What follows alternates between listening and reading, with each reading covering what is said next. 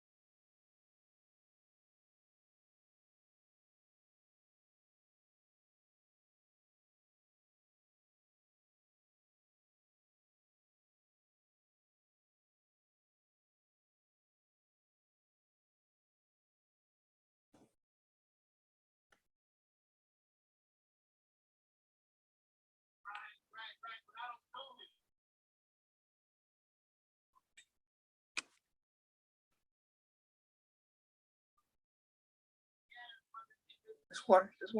No, this water.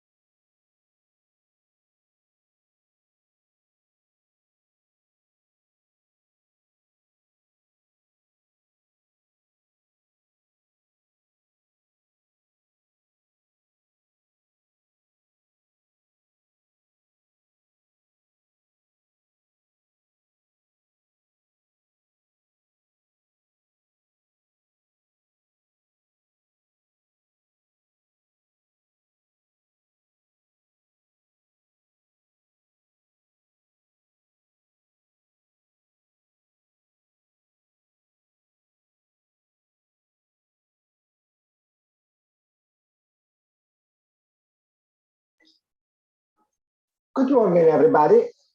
So this is 9:30, so we're gonna start our meeting. Marie, if you want to go through the meeting norms first, then we're gonna go on with the attendance. Oh, I was going to ask you to go with the attendance first, Mr. Chair. Okay, that's fine. That's fine. Roll call. So, okay, roll call. Let's start from the middle, since we always start from the beginning and from the end. Tamara from District 20. Here. Cool. Hi, how are you doing? I'm good. Good morning, everybody. Good morning. Randy, I haven't seen her yet.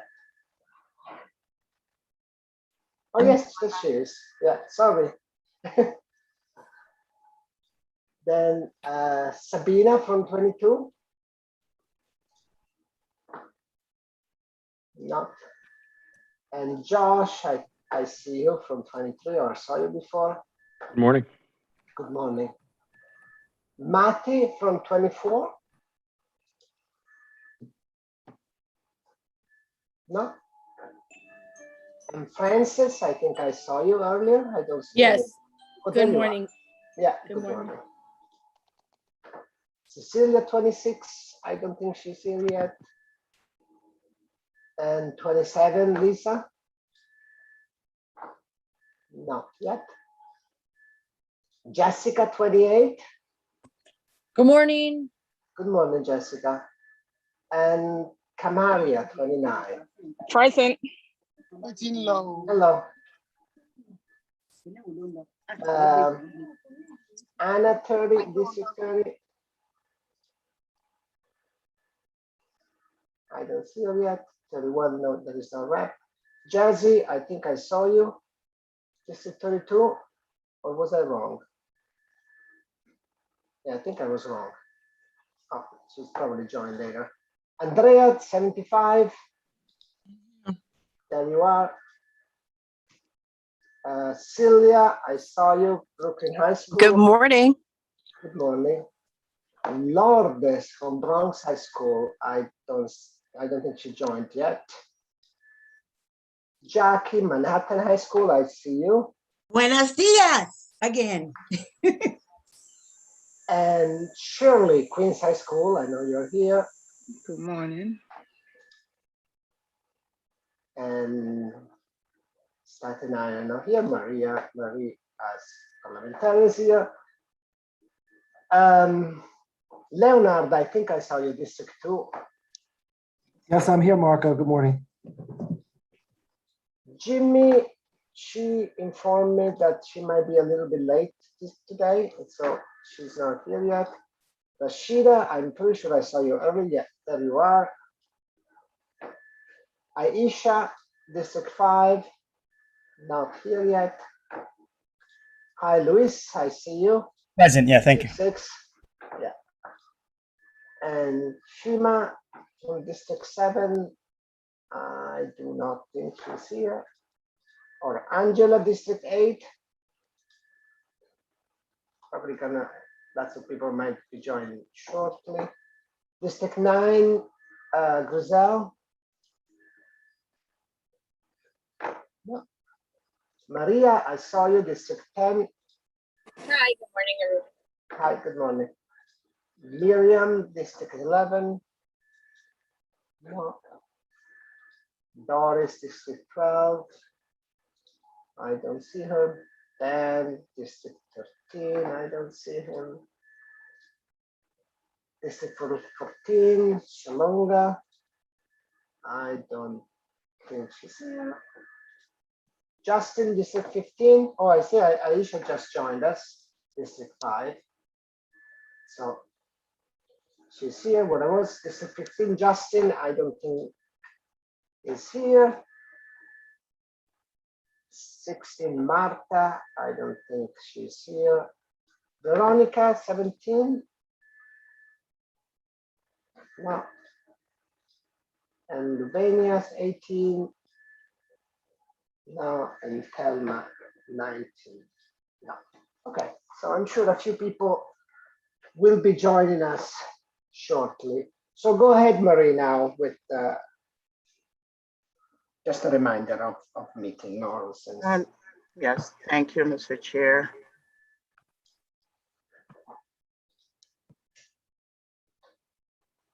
Hopefully everyone can see the screen. So good morning, all, and good morning to our guests who are also watching us on the live stream link on YouTube, and welcome. So our CPAC setting rules and meeting procedures, which you already do know was modified and approved due to some bylaw amendments that were approved on the August the 12th. So to ensure that our CPAC meetings are ran smoothly, fairly, as well as being in compliance with our CPAC bylaws, we ask that you all do respect the following procedures and adaptation. But first, to say that the purpose of parliamentary procedures being set in place, or ground rules and agreements are set, is that the purpose is to make explicit the group's norms about how CPAC or any organization will interact, which will thus preventing or reducing misunderstandings and disagreements. And parliamentary procedures, set forth pursuant to these bylaws are meant to support so that our meetings are ran effectively, smoothly, and also respectful of everyone's time and making sure everyone is acknowledged. So therefore, number one, please do not speak until recognized by the chairpersons who will be assisted in managing the meeting by the parliamentarian. Therefore, at this point, being recognized until you are called upon by your district number or by your name, indicating you to unmute and then to speak. So please go ahead and raise your hand accordingly as indicated, by the chair. And of course, I myself, as parliamentarian, I'll be observing and making sure that I see our members who have raised their hands. So therefore, we're asking you not to unmute and to indicate that you do have your hand raised and so forth, as we are monitoring to make sure that our members are fully acknowledged accordingly. So therefore, please do not unmute and wait until you are called upon by the chair. Members will have no more than 2 minutes to speak and or ask questions. Please limit your comments or questions to 2 minutes to ensure the maximum participation by the greatest number of representatives. Once again, the parliamentarian will be monitoring the time allotted for that.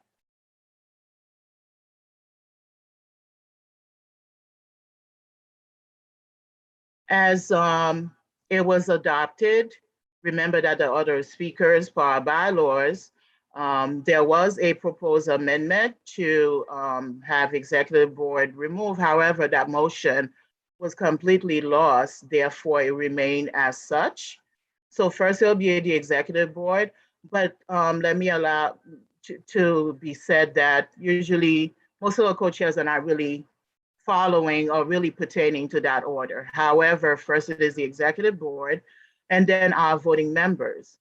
And then as previously adopted and changed and approved by the membership on August 12th, changes were made that, and if time permits, non-voting members and members of the general public can ask questions when recognized by the chairs and assisted in monitoring the meeting by the parliamentarian. And once a member has spoken during a meeting, other members who have not yet spoken at that meeting take precedence. It's very simple. If you had already spoken to an agenda item you were called upon, it would be fair to go to other members who have not yet had the opportunity to speak. We want to make sure that we hear from as many people as possible during the course of the meeting. Therefore, there will be times when we do not call on someone who has just spoken. Understand that this is just an attempt at fairness. And just to really explain what's happening here in this portion, all voting members have first preference at the table. When we were in person, we had the plaque that identified the district that you represent. And now virtually on Zoom, it has been adopted that we only want our voting members directly on Zoom, and members of the general public and other than our guests, they would be able to participate and view the meeting via the live stream link on YouTube. So therefore, your name will had to have been displayed clearly for the membership to be represented in person. And now we're asking you to actually add your district number by renaming yourself on the Zoom participant listing, reflecting the district that you represent, as if we were in person. And please know that if the president is not present at the table or is the representative on Zoom, the designee is the voting representative for that district and is able to vote on matters of the membership. However, if you are an alternate, you must have written notice and email from the President's Council president or the designee by email sent to CPAC, info@cpacnyc@gmail.com, indicating that you as an alternate can speak and vote on behalf of their district. And for the purpose of voting on any CPAC business, only the voting members designated of the district is eligible to vote and shall be seated at the table and or virtually on Zoom. And of course, as always, for any additional information, meeting rules and procedures set forth within our bylaws, it is available. You can get a copy or you can ask any member for a copy if you do not have one, but you can obtain one at www.cpacnyc.com. And just remember, Robert's Rule of Order, or the RNR for short, is the parliamentary authority used to govern unless it's inconsistent with our bylaws. Just a correction, Marie. Actually, we haven't uploaded the small change that was approved. That's correct. And I was going to add that. Okay. So the standing rules have been updated. The bylaws just need to be uploaded into the website, but the changes have been made accordingly. Thank you, Marie. Francis, you have your hand raised. I have a question. I just feel like, I don't know, I just feel like there's a lot of time being spent on these rules of meetings when I've been coming for 2 or 3 years. I never saw it be a big problem. But anyway, my question is the 2 minutes, does that mean that only a voting member has only 2 minutes for the whole 3-hour meeting to ask a question? My understanding, Marie, maybe correct me if I'm wrong, but no, the idea is that every intervention is 2 minutes, right? You limit the time that you speak, you limit it to 2 minutes. Right, but there's so many different topics that are being spoken about. So and there's some people who. So if you speak a second time, you speak again, you limit it to 2 minutes. That's if there's availability, because that doesn't say that here. It almost makes it sound like you only have 2 minutes in the whole meeting. So then you have to pick and choose when you're going to ask a question, and you don't know what you're going to be talking about later on in the meeting. You know what I mean? Right. Marie, right? The idea is that every intervention should be limited to 2 minutes, whether it's a question or a comment, right? But if you speak multiple times, every time you speak for 2 minutes, right? That is correct, Mr. Chair. Yeah, maybe Yes. We want to update. It's not just that you only spoke once at at this entire 2-hour meeting and that's it, you can't be heard anymore. That would be at this point, preventing a member from fully participating, which I stated at the very beginning. That is not what's being done here. I mentioned agenda items. I did say that earlier. To any agenda items, as you are called upon by the chair, you have 2 minutes for each subject or throughout as you are called upon. And it's not to say that you only speak once for 2 minutes and that's it and you're not heard from anymore throughout the rest of the meeting. Absolutely not. Leonard, do you also have your hand raised? Oh, yeah. Will there be any sort of a method or Is anyone actually keeping time? I mean, I mean, we've obviously gone on the honor system for a long period of time. Some of us tend to be a little more chatty or verbose or long-winded than others. I'm just wondering, is there going to be a mechanism where someone's actually going to kind of monitor whether or not someone's going over 2 minutes? Mr. Chair, may I say that I do, Mr. Silverman, that I do keep track of the time, and I do have a timer, although it's not posted on the screen, but it's kind of very hard actually to, and I do not like to just interrupt as someone is speaking. Okay, this is, to me, I find it, but there are ground rules that are set forth, and I think everyone should be mindful of how long they speak, because it is unfair that we cannot call upon someone else if you do a whole long preamble before you actually get to your question or to your final comment in order to be answered. But I am keeping track of time. As it is said, you know, the parliamentarian will be monitoring the time allotted, and I have. Thank you, because I know that's probably not an easy task. It's not. And again, I really do not like to interrupt as everyone is speaking, but there are ground rules that are set forth at every organization. They're not meant to impede on anyone's rights to speak or to fully participate. They're just, you know, parliamentary procedures in a sense that so we can have effective and timely meetings. But it's not meant to bar anyone from speaking. Just the 2 minutes, which is a very long time, by the way, to actually speak. Cool. Mr. Thank you, Chair. Leonard. Yeah, thank you, Leonard. Meanwhile, by the way, I see Jesse joined and Lourdes joined. Did I miss somebody else that I didn't? Shalonda, I see you're also here. This is 14. Did I miss somebody else that wasn't here when I did the roll call? Aisha, I got you as you were joining. I see Dina and Griselle that was missing earlier. Mr. Just make Chair. sure to message me if I miss you. The Bronx High School Federation as well. Ms. Lourdes Jabot is in attendance. Lourdes, yes, yes. Thank you.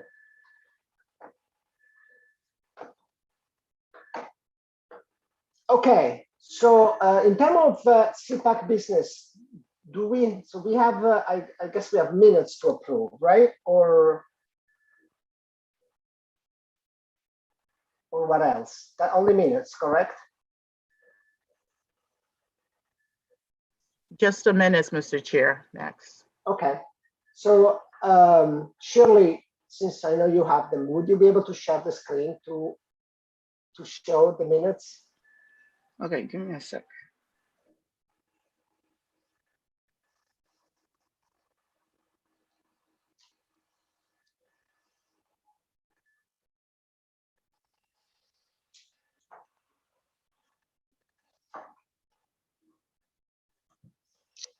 Jackie, you have your hand raised.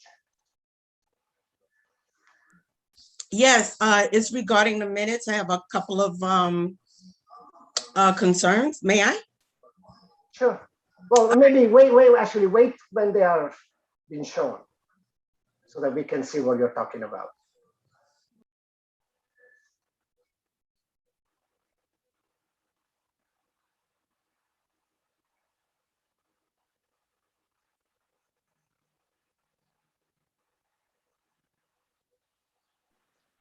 This is August 12th.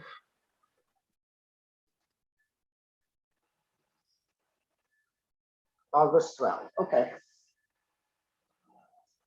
So we have two sets of minutes to approve or just one?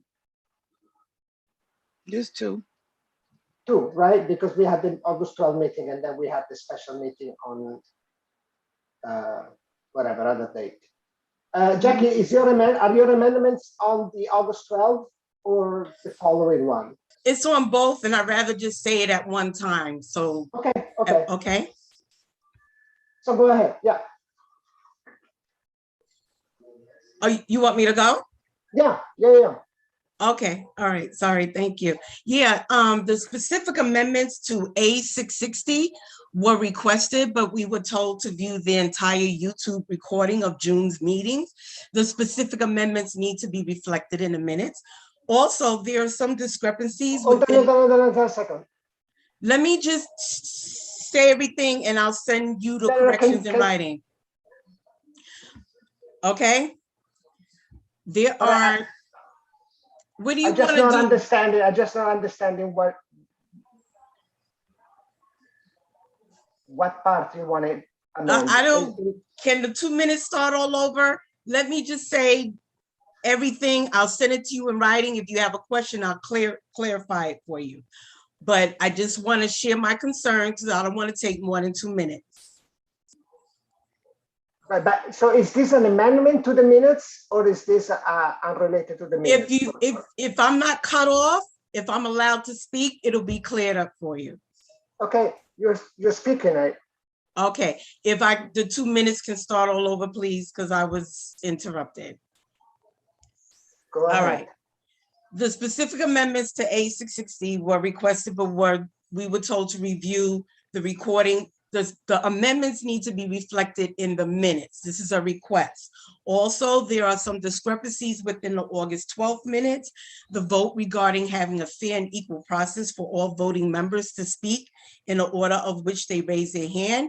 There were 9 yeses, 7 abstentions, and 4 no's. The August 24th meeting was adjourned at 11:32 a.m.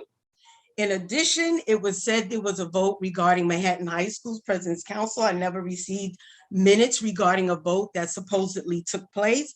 Another member asked for minutes back in June, but was also rudely and abruptly cut off. We're not sent updated minutes that have been adopted, and adopted minutes have not been posted on the website since 2012. Real quick for the record, Manhattan High Schools adopted a resolution in May 2021, this year, and wanted to share what has been created and introduced in New York State legislation that will have a great positive impact on teaching and learning within the entire New York City public school system. For example, PTA presidents need to know that there's to be an annual assessment. Is this an amendment to the minutes? Yeah, an annual assessment of principals submitted to the superintendent at the end of every school year. Manhattan High Schools has information like this, that is the regulations that needs to be shared. Other voting members wanted to hear Manhattan High School, what we had to share as well. Who here has the right to deny and marginalize the voices of the constituencies we represent? This is not how fellow parent leaders are to be treated, and definitely do not note these injustices in the minutes where you have Manhattan High Schools was declined. Just say there was a request and leave it at that. It's not us against the executive board. We're all in this together. Let's So which fair amendment and what democratic. What are you asking to change? Please correct the minutes and update the website. I'm asking you to change on August 12th. The vote was 9 yeses, 7 abstentions. Which line are you talking about? Which page and which line are you talking about? Go down. This is August 12th, right? I'm sorry, go back up. Where was the vote for? I'm sorry. Yeah. It must be up then. Oh, here it is. Yeah. It was 9 yeses, 7 abstentions, and 4 nays. Now, however you look at it, it doesn't add up to 21. So that needs to be corrected and addressed. And as far as this vote is concerned, there was request for motion regarding Article X to be reconsidered as per Robert's Rules of Orders. That must be recognized, but it can be postponed. And I'll put why it should be postponed in the chat. So you're saying that the minutes are recording the wrong number of Yes, votes? yes, it was 9 so yeses. We're gonna have to review the video. Yeah, review the video because it was 9 yeses. There were 7 abstentions and 4 nays. And however you look at it, even if you leave it like this, it still doesn't add up to 21. So it was 21 voting members. Something's not right. So Okay, this here, we'll check, all of this, we'll check the minute, the notes. We will not mean not the notes. We'll check the video to see exactly yeah, how. all of this how has we to be went. corrected, all of it.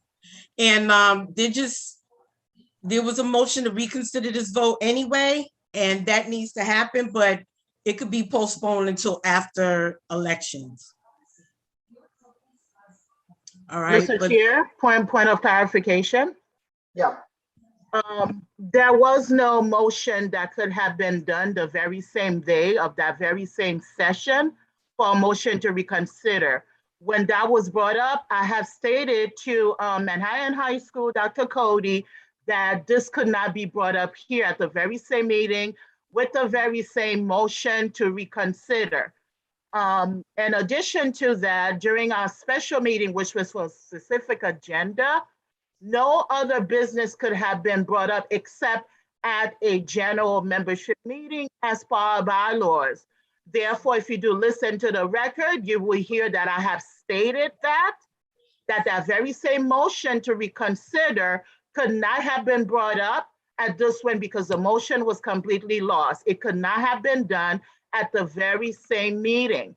However, at another general membership meeting, like today, a motion to reconsider can be brought up, provided that is someone on the prevailing side, but if someone that voted actually no for the motion, would like to bring it up again. So please listen to the record and the recording to verify that. In addition to the final vote, consistently, I remember that I was stuck trying to figure out 21 to try to get 2/3 vote of the 21 voting member voting is different. The voting membership that is actually present that was able to vote.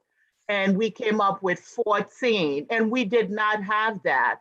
Either way, the motion was not carried, it was not supported, it was not adopted, it was completely lost. So please, once again, listen to the recording for those numbers, but it was 21. We were trying to figure out 2/3 vote of that, which was 14. And we did not have that for the motion to carry through. yeah, for the record, there was no prevailing side, and I'm asking for it to be reconsidered right now at this meeting. And I'm also saying that it can be postponed until after elections, and I put in the chat why. So There was no Jack, prevailing side, so. Jackie, clarification. When a motion requires a number of votes to pass, the prevailing, there is always a prevailing side. No, it failed. It failed, Marco. It failed because there were not enough votes on either side. There were not enough votes at all. So it just failed because there were not enough votes. So it can be reconsidered, even if there were more no's, it could be reconsidered if somebody who voted no bring it up. But anyway, we could postpone it, but Shirley put the correct amount in the chat, and the minutes would need to be updated. And there's discrepancies anyway. If there were 21 voting members in attendance, this only adds up to 19. So it's a problem. All right. But we can have the video. We can look at it another time. Mr. Chair, as always, as you stated, there's always a prevailing side. And that includes anyone that voted under yes or anyone that voted under no. That's per Robert's Rule of Order. And I re-verify that there's always a prevailing side. It doesn't always have to be the one who voted yes. It's on both ends. And whichever had the highest number, any one of those on the prevailing side can actually brought up a motion to reconsider. Well, yes, again, was the prevailing side then. Yes, okay, we discussed this far too long. Surely. Yes, way past the 2 minutes, Mr. Chair. Yeah, okay, we are gonna review, y'all gonna review. So we're not gonna be able to pass it because we need the video. To check the Yeah, video. So but we're not gonna I vote on this minute. Yeah, okay, yeah. I remember that people left before the final vote was tallied up. So that's probably why it's 19, the total is 21. Okay. We But can y'all check, reviewed the check video. that in the video. We can check that in the video. So we're gonna bring up these minutes for a vote at the next meeting. And we do also have the August 24 minutes, right? Yeah, they're on the screen now.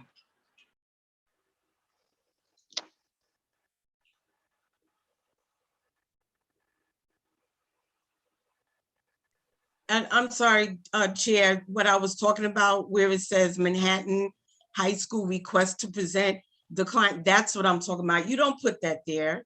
That is Yeah, I think I would actually discriminatory. agree with that. Just put I it, will just actually remove it request. altogether because it was not part of the business of the meeting anyway.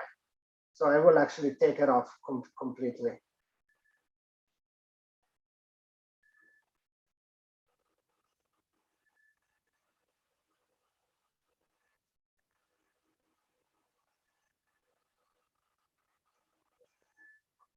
So both part of CPAC business, the point 2 and 3 and 4 could be completely removed because they were not part of the conversation, did not result in any decision or anything that we did.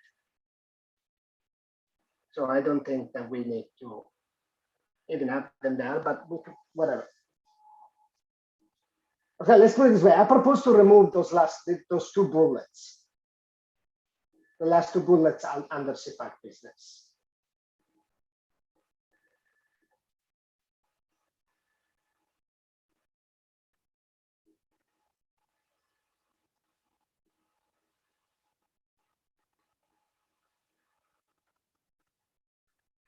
Okay. Shirley, can you scroll down just to see the next, the rest of the minute? Oh, that's it. Okay, I thought there was something below. Okay, so is there any objection with adopt the August 24th minutes, removing the last two bullets under CPAC business?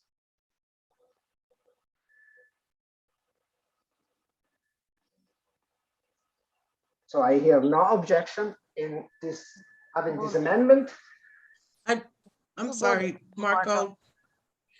The other thing was the A660 bridge team needs to note what the exact amendments are in the minutes. It should be reflected in the minutes. That was my other objection. Or Okay, I'm gonna oppose to that. Actually, we because can't have that. Oh, maybe go ahead, Shirley. No, because we discussed the amendments that were shared at whatever meeting, I can't remember, 2 meetings ago. They were actually shared and discussed. Those proposed changes should be in those minutes, not these minutes. Mostly the issue here is that, so the bridge team, our reps for the bridge team participated to these meetings. This meeting resulted in a draft proposal that DOE has not approved yet. So we should not be, we actually cannot, we typically are required to, the people that participate in this meeting are required to not share materials that are draft, right? They can definitely share, like they have, their opinions, the issues that were raised, how those issues were resolved, which is what is discussed in that meeting. But we cannot really kind of distribute a draft material that is not our, because it's the DOE's draft material. It's just not good procedure to distribute somebody else's material that has not been finalized without specific authorization or anything. So I think we might want to maybe add a link to the meeting, since we have it on YouTube. Or not this one. The meeting that we in which the bridge team presented. This is the general link, so it brings up all the CPAC meetings. That's all the meetings, every meeting. Yes. Okay, that's fine. That's fine. So maybe there is no amendment needed there. Mr.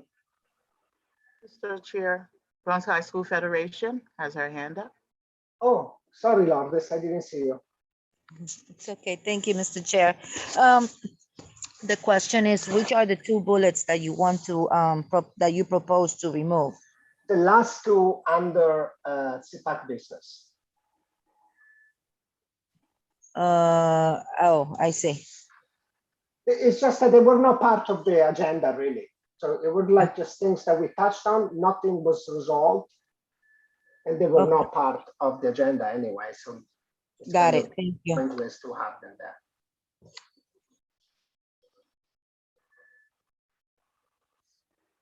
Okay, so looks like these minutes can be approved with the removal of the last two bullets and no further amendments. I give you 3 seconds to speak up if you disagree. 1, 2, and 3. No one speaked up. These minutes are adopted with those two modifications. Cool. And instead, the August 12 minutes will be brought back at the next meeting with the necessary correction taken from the video. Next on our agenda, we have Slt and Dlt overview from a bunch of our members, 4 people. You guys can take the floor and go to town. Thank you, Marco. Good morning, everyone. Can you hear me? Yes, all right. Okay, give me 1 second, Rashida. I'm gonna. Okay, so good morning, everyone. Let me skip to Marco already introduced us, kind of. You can introduce yourself better. Yeah. I'm going to. It's a little virtual there. So we're gonna do an overview of the school leadership team and the district leadership team, and then what is your role and responsibility as a member of a school leadership team and a DLT. So this presentation is in combination with Rashida Harris is going to speak about school leadership team, and Ms. Brown, Jimmy Brown, and Randy Garay is going to talk about the district leadership team.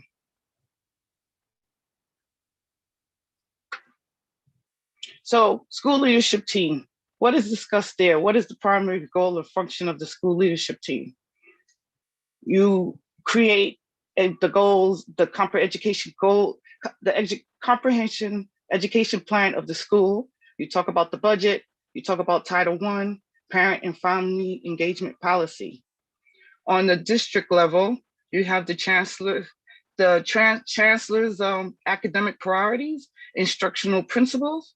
You have the district comprehension education plan, the district parent and family engagement policy, and the 100.11 plan, Title I.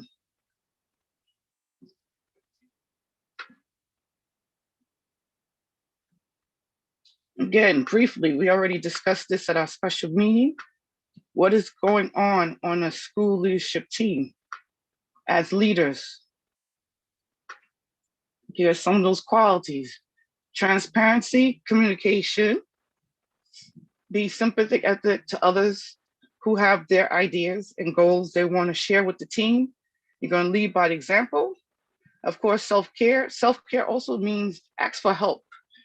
You have a whole team behind you, ask for help, ask questions if you don't understand what is going on, or questions regarding a certain topic, or even a jargon that is being used.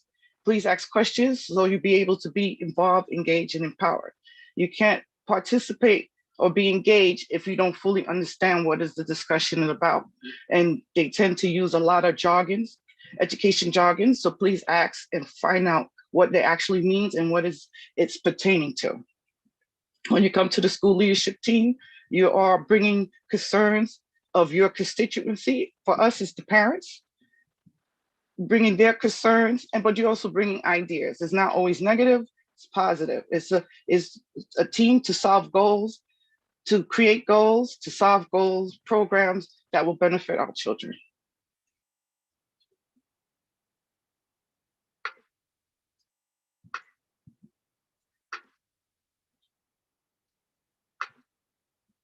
Consensus.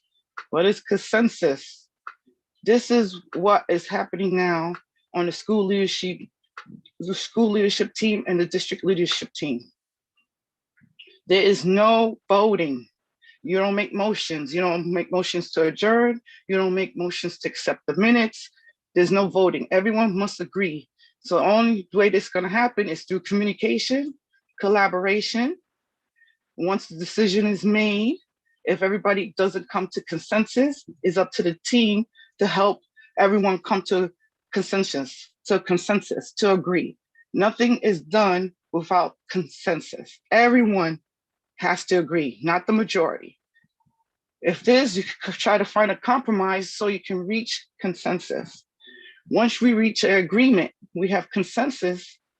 That means everyone agrees. You may not like it. Doesn't mean you like it, but you agree. This is how the team is moving forward. So therefore you must support the decisions. Your actions is in support of what was decided or consensus on at these meetings. So remember, there's no motions, there's no voting, there's no first or second of the minutes. Everyone must agree.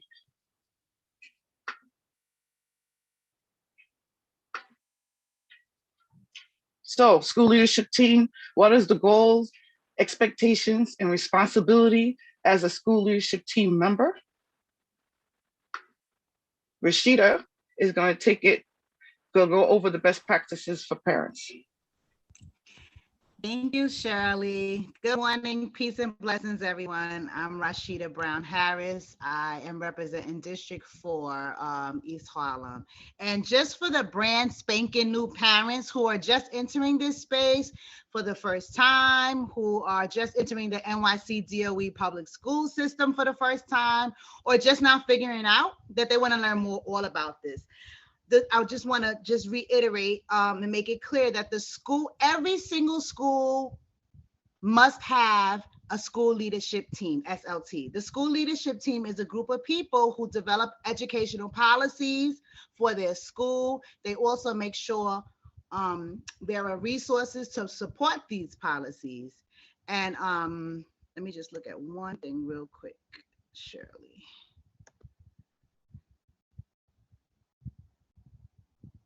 The SLTs provide ongoing evaluations of the school's educational programs and their impact on student achievement. They play an important role in school-based decision-making, and they help make school cultures more collaborative. The composition of the SLT, the PA, PTA, which is the Parents Association, Parent Teacher Association, president is automatically a member of the SLT. The SLT must be balanced with an equal number of parents and staff. Mandatory members are the PA, PTA president, the principal, and a UFT chapter leader. These are the folks who are included when determining if an SLT is balanced. The principal counts the number of staff on the SLT. SLT and PA, PTA, parent members of the SLT should report back to the PA, PTA membership on developments at the SLT. Parent members of the SLT should solicit feedback from the PA, PTA membership to take back to the SLT. This is mentioned because it's happening and it's not happening. So we have to encourage folks and continue to support, communicate and engage with our SLT, with our PA, PTA presidents to turnkey the information. So what's happening in the SLT doesn't stay in the SLT, right? We need our parent leaders to take it back to the general PA and PTA executive board and general parent membership and engage with them and take feedback, back so it can be a cycle, so it can be a true, collaboration and working together when working with school administration. So logistics of the SLT meetings. Attendance and minutes must be recorded at every meeting. The SLT should meet at least once per month for at least 2 hours. SLT meetings must be scheduled at a time convenient for the parent members. The school community should be notified of upcoming meetings. All members of the school community are allowed to attend SLT meetings as observers. All members of the school community are allowed to attend SLT meetings as observers. No secret SLT meetings. Okay. And may I go to the next slide, the remuneration? Oh, give me 1 second, Rashida. Okay. Before we go on, I want to highlight what you emphasize about participation. You know, leading by example. When the PTA president is participating in the conversations, this is showing as an example to the other parents, because it can be intimidating for some to be in the same room with the principal. So everyone at that table is equal. No one is higher. No one's voice is more important. So leading by example, by participating in the SLT, in the conversations, would also give some encouragement for some of those parents who are a little timid as well. So they also be engaged in the conversation. So they also can come back. And this is another way of developing leadership. Also, I wanted, before we go to the next slide, thank you, Shirley. I wanted to say that I put the link in the chat for the SLT, definition of SLT from the NYC DOE school website. And there's just one thing I wanted to highlight from there is that when we talk about the composition of the SLT, that other members are elected, parents and staff members, right? But the SLT can include students, and a minimum of 2 students is required in high school SLTs. And a representative from your community-based organization, your CBO that works with the school, can also sit on the SLT. But there should be an equal number of parents and staff on your SLT. Yeah, that's all I wanted to say. Thank you. All right, remuneration. SLT members are eligible to receive an annual $300 remuneration for their service provided. They complete at least 30 hours of service on the SLT and attend a mandatory training session. Team members who complete less than 30 hours of service may request remuneration on a prorated basis.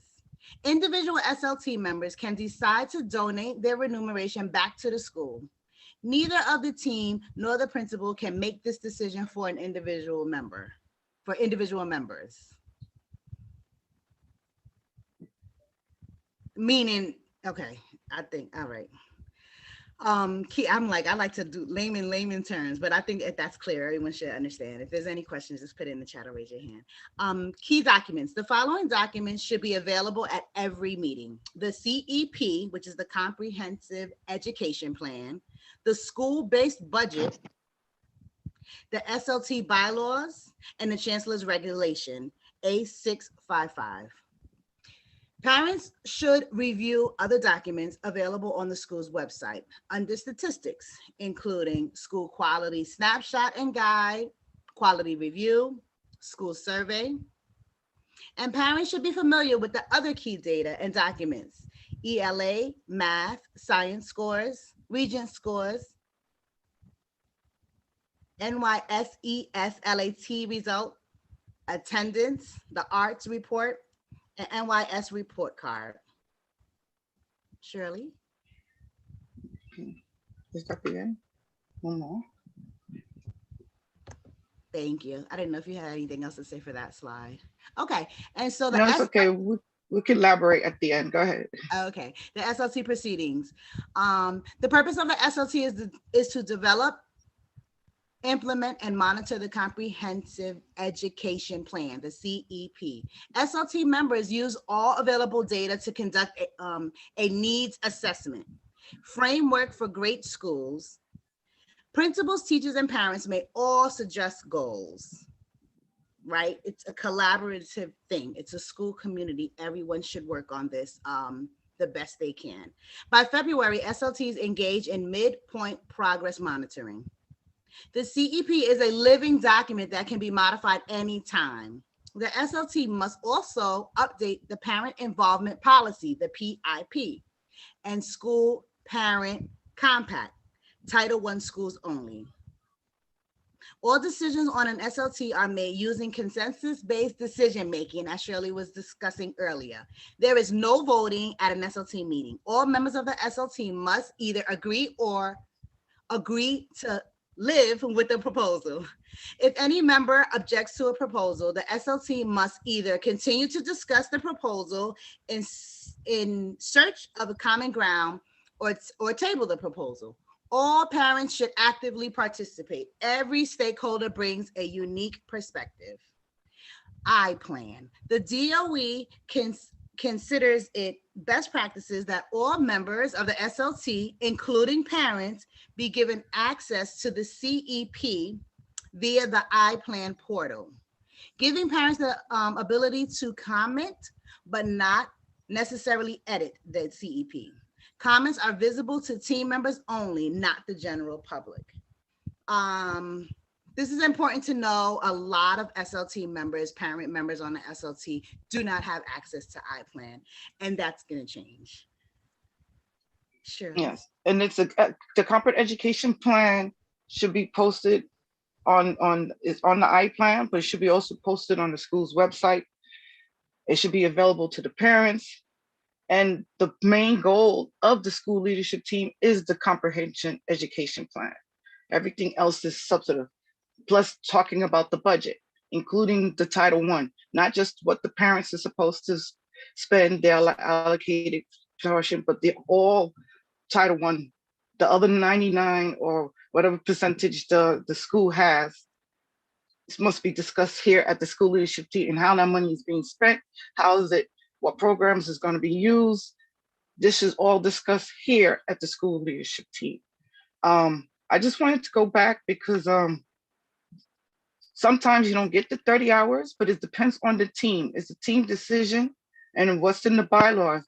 If you make up hours, it could be from SLT trainings. It could be some other projects that the school leadership team does to make up the 30 hours if you don't have the 30 hours, but that's school by school basis.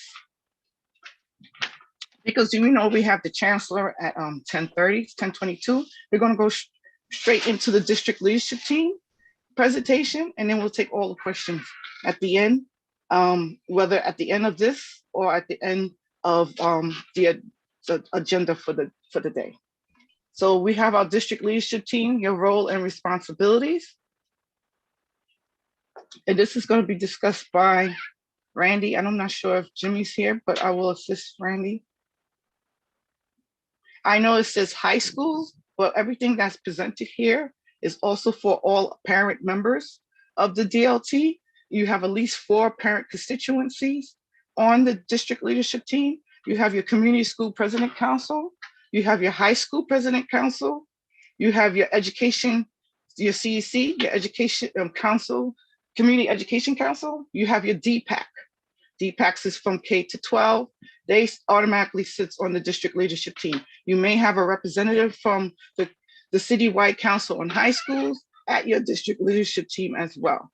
So those are the 4 constituencies. The only difference, I would say, with the high school president's council, they go to the citywide high school subcommittee, and what goes there must be shared with the DLTs and with each DLT that they attend, because the high school is the entire borough.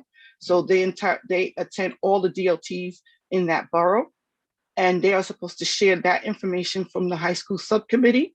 And in turn, the representatives on that team is sending that information to their constituents. And that's how communication gets trickled down to everyone in the district. So Randy, you're up.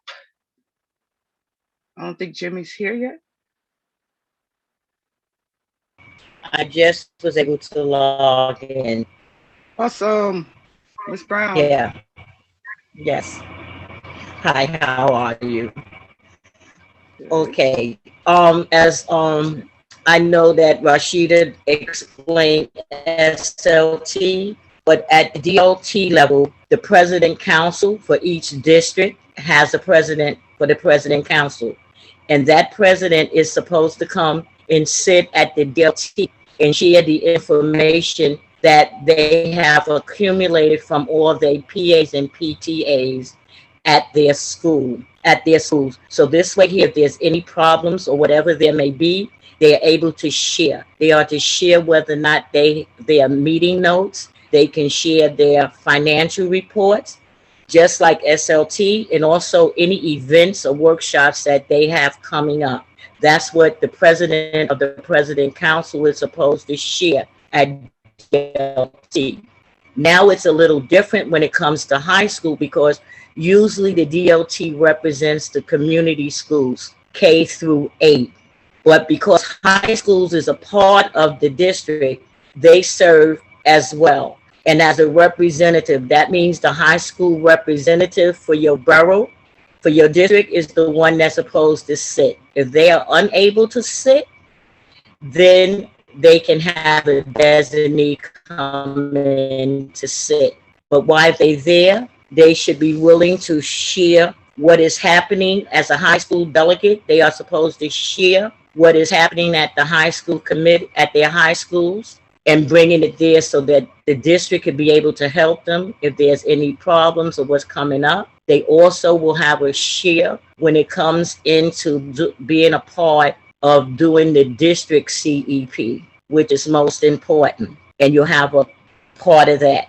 And sitting there at the district leadership team, you have the superintendent, you also have your FLC, you have the superintendent of high schools should be there, their designee.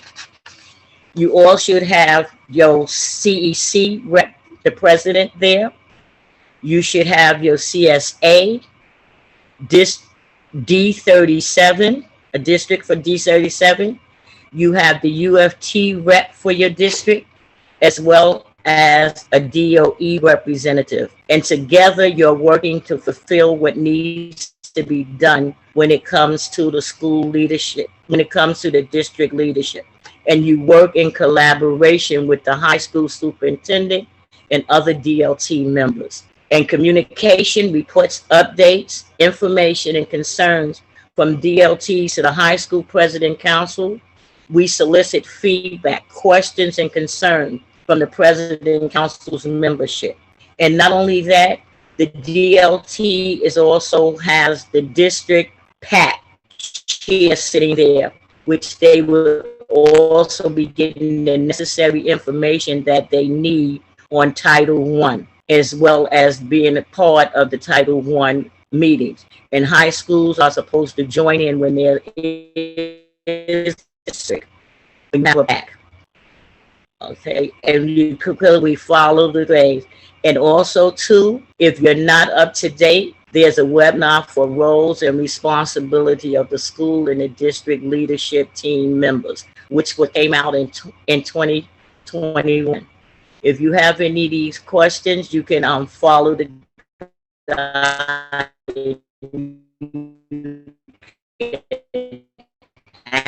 info feedback. But Jim, I'm sorry, Jimmy. Can you repeat the last sentence because you were coming broken up? Okay, yeah, I see where it's acted up. If you have any questions, you can feel free to email info CPAC Gmail and with your name in the district and the school for support. We're willing to help in any way that we know how to help you with your council. Next slide. Just a reminder, guys, we have like 2 minutes left on this. We can maybe take, if then we have the chancellor. If she comes in, okay, this is the last. Stop it and then go back to it after. Yeah, this is the last slide, Marco. 1 minute. Ask leadership team at schools.nyc.gov if you have any concerns about or any questions regarding SLTs, DLTs. Please email this. This is what First Deputy Chancellor Donald Conyers created. If you feel that your SLT or your DLT is not functioning the way it's supposed to be, this is where you send an email to that team and you will get a response. And that's it. That's it for the presentation. Okay, we have 1 minute. Francis put 2 questions that I saw in the chat. May I read it, or Francis, can you quickly unmute and read it? Where is it? Where is it? Where is it? I just wanted to know, because I had this question before come to me and I didn't know the answer, is if the PTA has a 2-year term limit, is that also go for teachers and staff as well? That was the first question. In regards to the school leadership team? Yeah, like if parents, shouldn't the term limits be the same for teachers and parents? You would refer to the bylaws. You would Right, refer to the bylaws of the school leadership team. That dictates what the terms are for the school leadership team. Right, but that goes for the staff too? Yes, and all team members, those bylaws apply to all members of the school leadership team.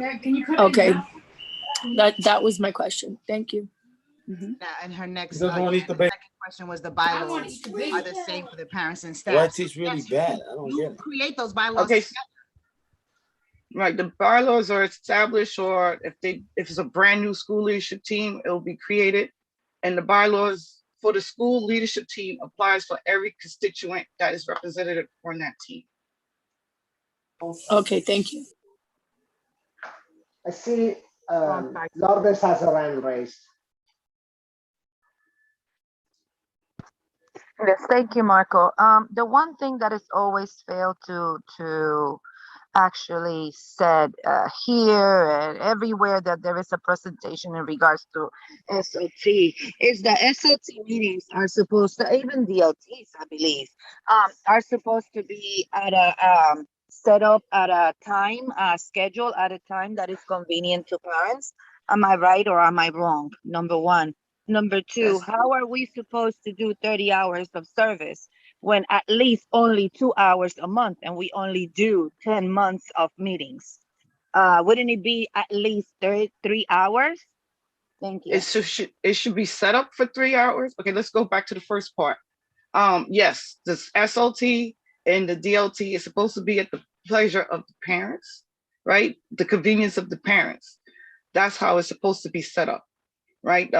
Everybody else usually is a DOE employee already. So it should be on the convenience of the parents. That is what it states. That is what it states in the chancellor's regs. As in regards to the hours, usually it's supposed to be for 3 hours, set up for 3 hours. Some schools separates it. They do 2 meetings so they could get the 3 hours. Other schools actually sit there for 3 hours, or there's other schools you make it up. Like when you go to the SLT CEP training, that adds towards the hours to make up for the 30 hours. But again, that's by school basis. If the school leadership team is working on a project, or for instance, a school event, attending the event, servicing the event can also contribute to those 30 hours. It doesn't always have to be a sit down 30 minutes. But that again, that's by a school basis. Is what Madam Correspondent Secretary, my last and least of the questions is a lot of our PAPTAs a lot of our SLT parents. Really, guys, I see the chancellor here. So let's just go back to this after the chancellor has had her time. Welcome, Chancellor. Please take the floor. Absolutely. I know I owe you 3 minutes, Marco. I never forget to give my time back. Thank you. Good morning, everyone. It's great to be back with you. I'm so excited about being just a few days from our, long awaited homecoming back to school. This morning, I got to visit a school in Brooklyn with the principal and just welcoming teachers back, serving them breakfast. So I'm looking forward to Monday, and I know what we all agree with there. I know there is disagreement, but I know what we all agree is that nothing is better for our students than learning in person, face-to-face with their teachers, dedicated faculty members, and caring educators around them. So this is truly a special time, and I'm confident that we're fully prepared to enter this new era for our schools and get our babies back on track while keeping them healthy and safe.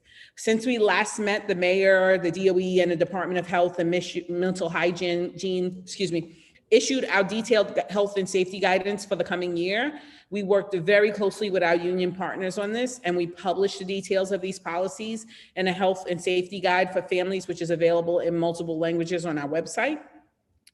Our approach provides multiple layers of prevention strategies that have proven to be effective during the past school year and throughout summer rising over the past several months, where we experience very low rates of infection. These interlocking precautions include universal masking, ventilation with 2 air purifiers in every classroom, a 30-day supply of personal protective equipment in every school, physical distancing, and extensive cleaning protocols. But the most important tool that we have at our disposal right now that we didn't have last year are vaccines. And with vaccination rates continuing to rise every day, we expect far fewer disruptions to learning. So let me say more about vaccines. As of September 27th, all school-based staff must receive at least 1 vaccine dose. In addition, we are requiring that all students 12 and over who want to participate in high-risk PSL activities that involve close contact be vaccinated. And through our back-to-school communications, social media, PSA videos, family letters, and more, we have been strongly encouraging all families with children over 12 and over, who have been FDA approved for the Pfizer vaccine, get the vaccine. More than 60% of New York City children ages 12 to 17 have been vaccinated so far. And I'm excited to announce that to further boost those numbers, we will be hosting pop-up vaccination sites during the first week of school at every DOE building serving students in that age range. That's nearly 700 of our buildings. And we're doing a full court press to get as many staff, students, and New Yorkers as we possibly can vaccinated, because that is the most important thing we can do to keep everyone safe. I mentioned that Summer Rising was a huge success from a health and safety standpoint, but it also met our goals for getting as many students as possible ready to hit the ground running on Monday. We provided academic and social emotional support, enrichment activities, field trips, and as you all know, is 100% free for every student. And we had incredibly strong interest from families across the city with over 200,000 students participating.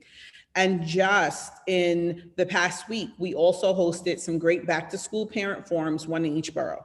In these forums, parents got to hear from me as well as public health experts from the Department of Health. The last one is this evening at 8 p.m. from Manhattan, and all families are welcome to join, and I encourage folks who haven't attended a session yet to join us. So I know I want to touch on a thing that is very sticky for us all in this moment, remote instruction, which may happen in schools in the case of an emergency school or classroom closure due to COVID or a snowstorm. In those cases, classes will shift to remote learning for a period of time. And we recently agreed with the U of T that they will be taught in real time in most cases. We're working to minimize disruptions, but we are also preparing for any eventuality and are continuing to distribute devices to any student who needs them. And, again, I also want to lift up, we also offered our medically fragile student option for families who are concerned about sending their children back to school who have medical conditions which concern them. And so I also asked you to go back to our health and safety guide, which gives information on how to apply for medically fragile instruction. But, I am so excited and ready to welcome our students, our staffs, and families back to school this fall. I'm excited to partner with you on this moment, this important homecoming for our school communities. I thank you for your time and commitment to our city. I thank you to Jimmy and Marco, the co-chairs, for this space, and look forward to taking your questions. Thank you, Chancellor. I know you're not going to like this, but I know you know it. Many parents are asking for a remote options besides that. And I'm not one of those, but I feel it's very important that their voice is recognized and some option somehow is developed. Mm-hmm. With that said, just let me go to Veronica, District 17. Everyone, good morning.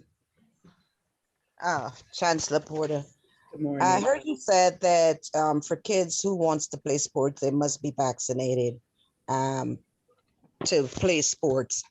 For me, I just think that you didn't give us an option because it's like you control, well, not you, but everyone is telling you what you must do with your body, because I am not for the vaccine. And the reason I'm not for it is because today you hear this one is good, tomorrow the next one is not good. So they're all over the place. I'm not saying that I would not take it or have my kids take it, but I just think it's a trial period now, and I don't want to be a part of the guinea pig session. And so I think that you're saying now that if they don't take the vaccine, they cannot play sports.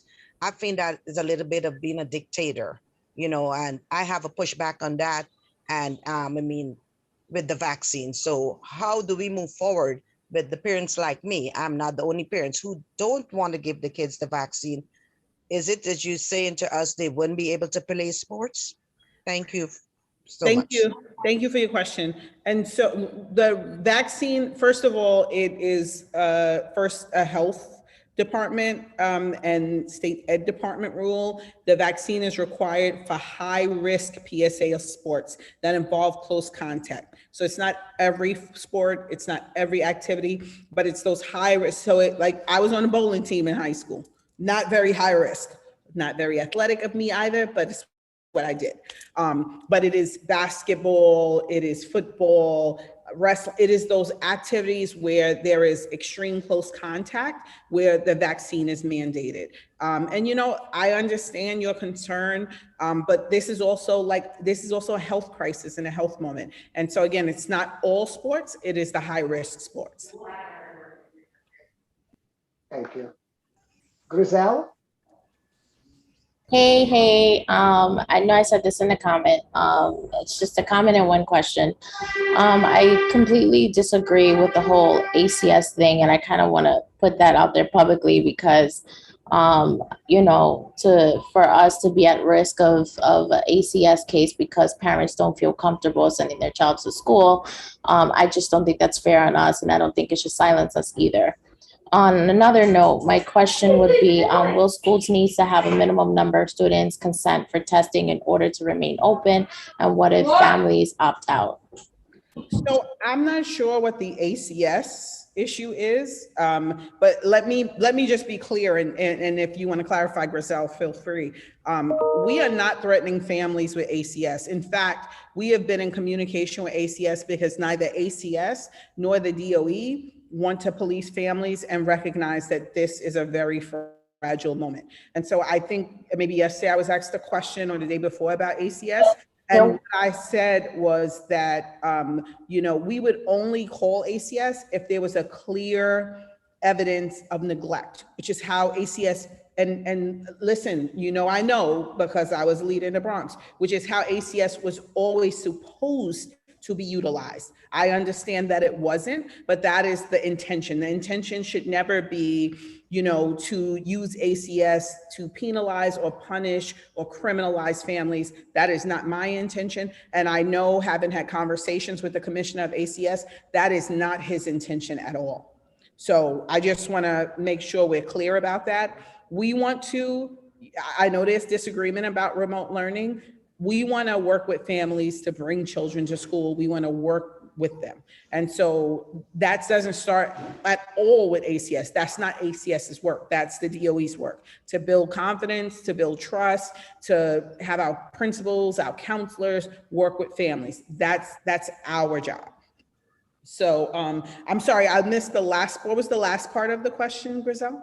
So the question was, will schools need to have a minimum number of students consent for testing in order to remain open?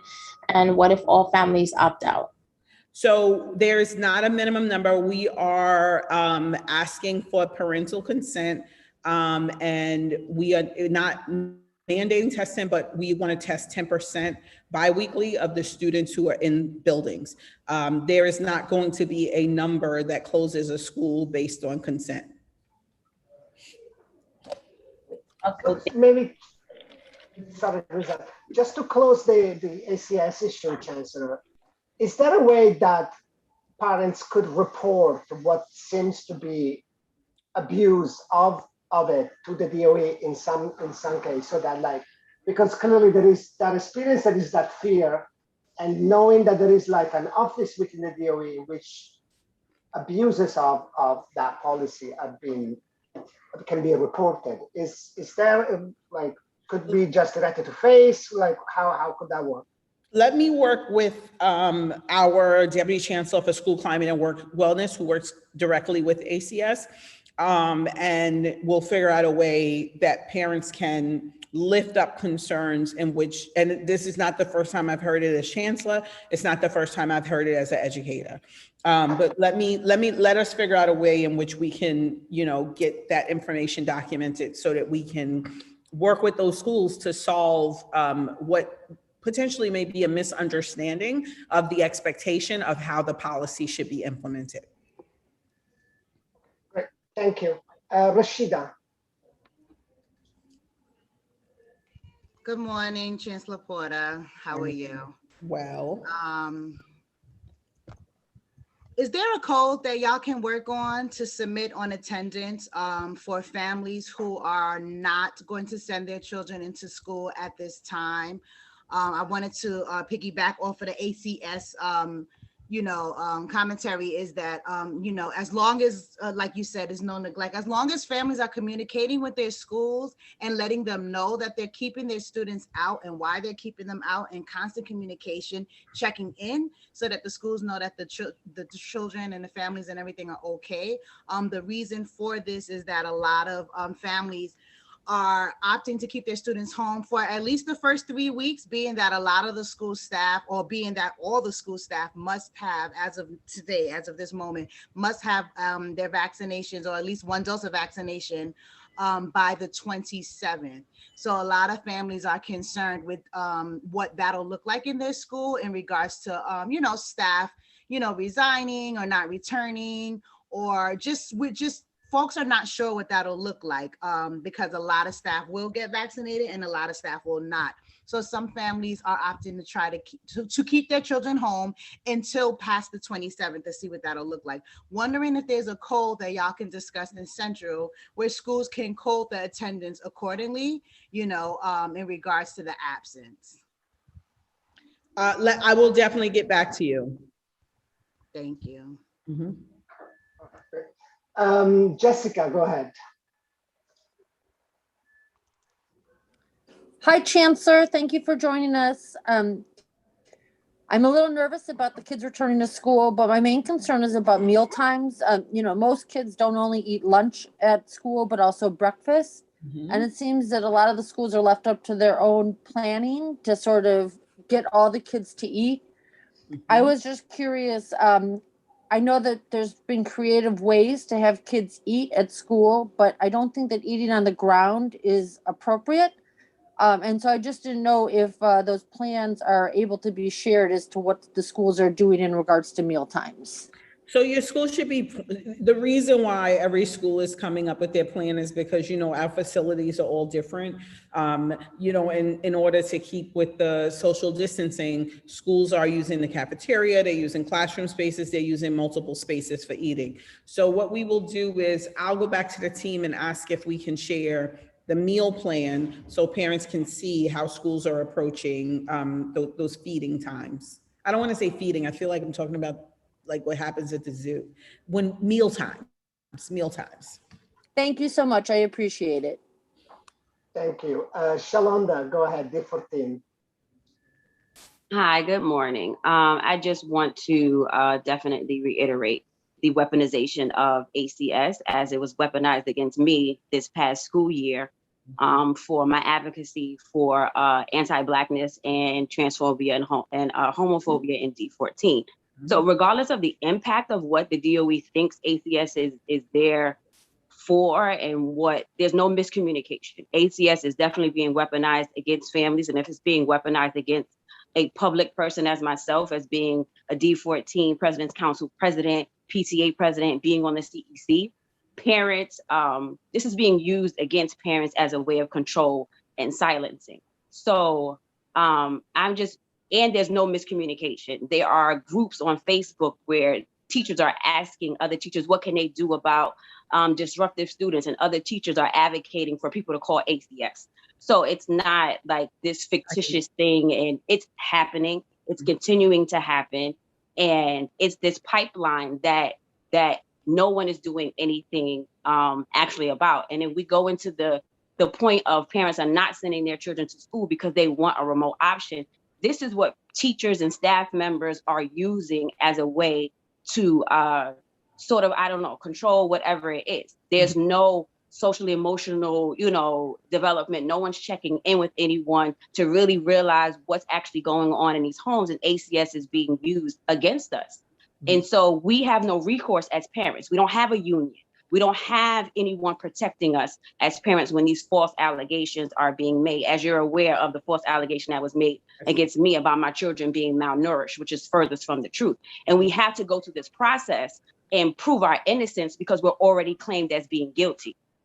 So again, whatever the impact you think it is, or the intent, the impact is totally detrimental and traumatic to families like myself. And so we don't feel safe putting our kids back in school. And no, we may not have an accommodation because our children are not immune compromised, but our children are not safe and our families are not safe. And so that has to be elevated because I had no recourse. There was no resolution to this. There's still no resolution. And what do we do with that? Because how do I return my children to a school where I don't know who called anonymously, knowing that they gave a lot of my information as a staff member? Thank you, Shalonda, and thank you for always sharing your story honestly and transparently. I think it would also be helpful if perhaps next month when I come, to bring our ACS commissioner. So I hear what you're saying about what we need to do in our school system. I hear it loud and clear. And what we're meeting with principals this afternoon. I will communicate. Our expectation is that we are approaching families, particularly over these 3 weeks, as you've lifted, Rashida, from a restorative space. How are we working together and not from a punitive space? And, again, ACS does not want to be used in that way. They don't want to show up in that way. I had different experiences with ACS in my career.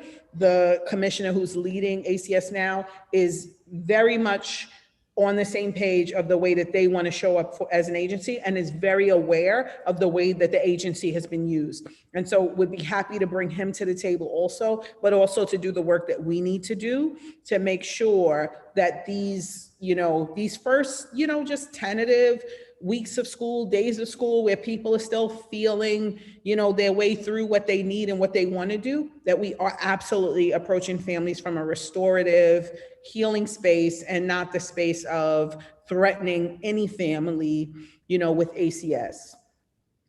Thank you, Chancellor. I think we're gonna, that would be a great idea to have. You got that, Sadie, my friend? Angela, go ahead. Hi, how are you, Chancellor? Good to see you. I just wanted to ask, what is the reasoning behind having the percentage at 10% bi-weekly? That just seems like a very low percentage, especially given the fact that, we are not sure how many people are actually going to sign to give consent for it.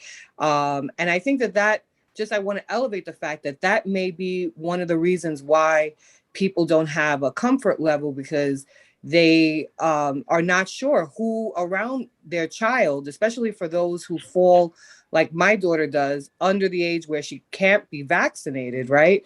And we're all being told that vaccination is like, the thing that helps, right? And so I worry about her, right?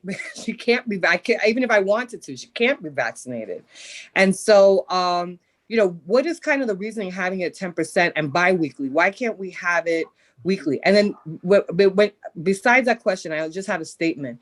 I think for those who are asking for a remote option, and I know for planning purposes, you can't have it where 100% of people are back there, and nobody wants to go there again, because as you said, being in person is a great way, right? But here's the thing. Why are we not considering having a fixed percentage? Let's say, where you have like 10% or 20%, whatever that is, that percentage is a low percent, where you have it, where that amount it's available for remote option, so that then everybody who is sending their kids in knows that their kid will be safe, or they'll feel comfortable with their kid being safe, because you'll be able to forget about 3 feet. You'll be able to do 6 feet, maybe 7, you'll be able to have significant distance so that those that are in feel safe, as well as those who really feel like, you know what, I'm not ready to send my kid in, they then have a place to be able to do it. So I'm just putting that idea out there again, because I think that that's like the middle ground. It allows for planning. It allows also for parents who feel like they can't send their kid in, and for those who are sending their kids in, they say, you know what? I don't have to worry about 3 feet. I know that my kid will have, 6 feet, 7 feet apart. So I just want to throw that out. But definitely the 10%. Why 10% and why twice a week? Thank you. You're welcome. Good to see you, Angela. And 10%, I haven't seen you in the neighborhood in a long time. 10% biweekly is where we're starting, and we're starting there because we do have the vaccine, which we didn't have when we went back to school a year ago. We also have over 70% of our faculty already having received their first dose of the vaccine. We have 65% of students 12 to 17. I think it's also important to say very clearly, we have the ability at any moment to increase from 10% to 20% to weekly. We have the ability to increase at a particular neighborhood, at a particular school. We have the ability to do that. We're prepared to do that should we need to do that. But we have the added layer this year of the vaccine, which we didn't have a year ago. So that is the reason for the 10%.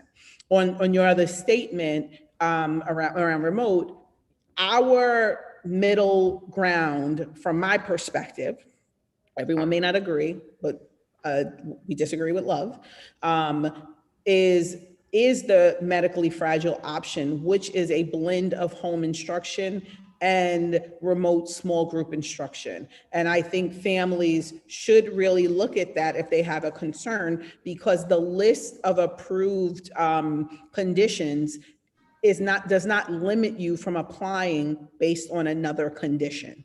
Those are the conditions that are automatically approved, but it does not mean that if you applied based on another condition that you aren't eligible.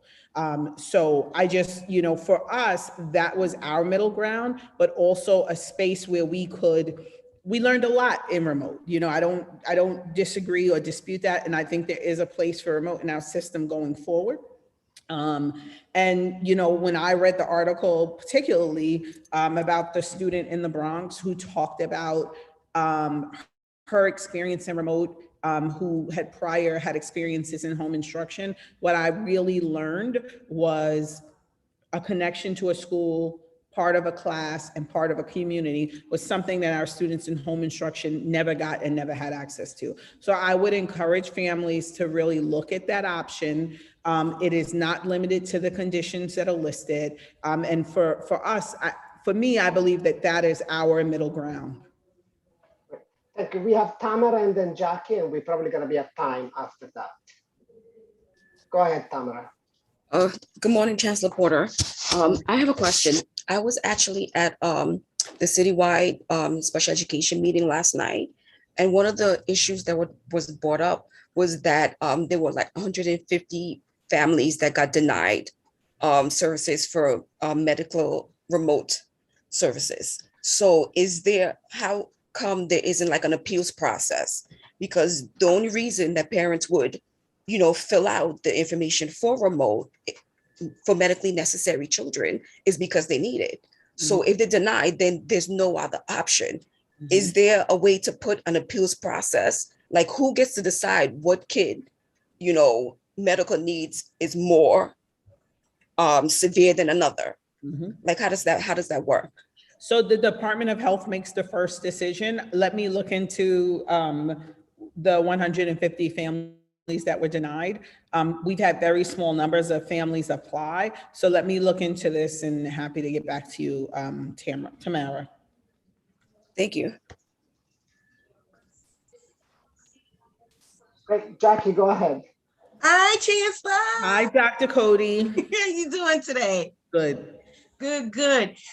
Most of us are excited to return. We really are. But there is a desperation. I'm getting it from all over. So I can't even imagine what you're getting. If I'm getting for remote, it is urgent.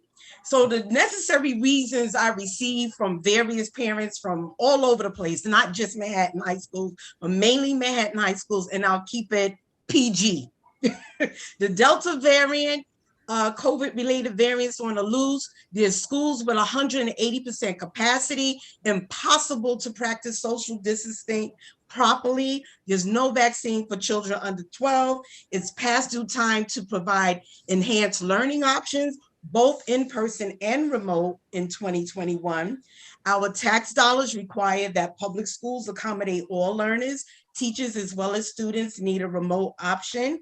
Offering homeschooling as an alternative to remote option is not only discourteous, it forces parents to sacrifice their cognitive abilities for individualized curricula that may not meet the DOE offers, especially for special education programs and programs for accelerated learners.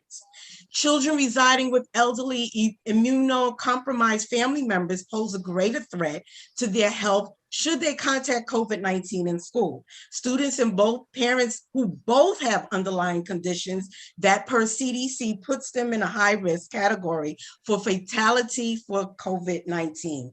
Fully inoculated also get CV-19 and spread it same as unvaxxed, making it mortally dangerous for all students, especially those under 12, those over 12 who have underlying conditions. And the UFT president, Michael Mulgrew, provided an excellent idea for DOE to establish a citywide remote option so schools won't have to engage in programming nightmares. And I recommended that DOE create a memorandum of understanding with K-12 online school. No need to reinvent the wheel. And as a fellow educator, in this 11th hour, I cannot see why there would not already have been a remote option for all, ready for all who would need it. So I thank you for hanging out with us here and listening to our concerns, but it's a desperation. And I'm still praying that tomorrow morning we'll wake up and Chancellor Porter, along with the mayor, says, we'll have a remote option. So, we've really leaned into the CDC guidance, which also tells us that, we should not sacrifice in-person learning, that should be our district's first priority. But I really ask folks to take a look at, we are not offering homeschooling. We are changing the home instruction model to add remote, to create classes, to create more community. And so I really, ask folks to look at that option. That for us, I think, and I believe this is the middle ground between remote and in person. I think we've had a lot of asks. About, how do we support the school system in this moment? And, I say that, and I don't think we disagree, but I absolutely acknowledge that there are concerns that families have. We don't disagree that the best learning happens in person between students and teachers. We acknowledge that we are in a moment that we've never been before as a country, as a system. But in this moment, we have a thing that we didn't have a year ago, and that's a vaccine, which is a game changer. And so, look at the medically fragile option. I will look at, whatever denials happened and why and what that was, and just look forward to just continuing to be in conversation and working together. Thank you. Is there a link for it? For parents to let me, if somebody from the FACE team could drop the health and safety guidance link, it is in there, in this chat. Right, and we have actually. Thank you, Chancellor. We're gonna be on after you, so maybe we can. And I see. Okay, it's been shared just now. Chancellor, you have a couple of more minutes, or you need to rush. I have 5 more minutes. Good, Maria. You were sharing something in the chat. I don't know if you want to bring it up to the Chancellor right now, or I see actually Leonard. And then Rashida. Yes, hi Chancellor, thank you for coming and thank you for extending us that extra time. I appreciate it. I'm wondering, is there going to be any effort to have some sort of DOE outreach to parents regarding the vaccines? Because there seems to be an awful lot of misinformation out there. I've seen things where people think that the vaccines have microchips or magnetic, are going to cause infertility. And I really think this is a great opportunity to have some outreach to parents, because it's the parents who are the ones who are having that reluctant, who are reluctant to actually vaccinate their kids, especially in a lot of different areas of our city. So I was wondering if there's anything that's planned, any outreach, anything along those lines. We've had our health and safety partners on all of our town halls, but we definitely, and we are having, vaccine, buses at all of our sites over the next week that have students over 12 and over, but we could definitely do a forum that is just like a Q&A about vaccines. I agree with you. It's very troubling to me, the misinformation and the misunderstanding in such an important moment. And so that is something we could definitely do. We could definitely follow up and do that and just do something simply on vaccines for families. Thank you, Maria. Go ahead.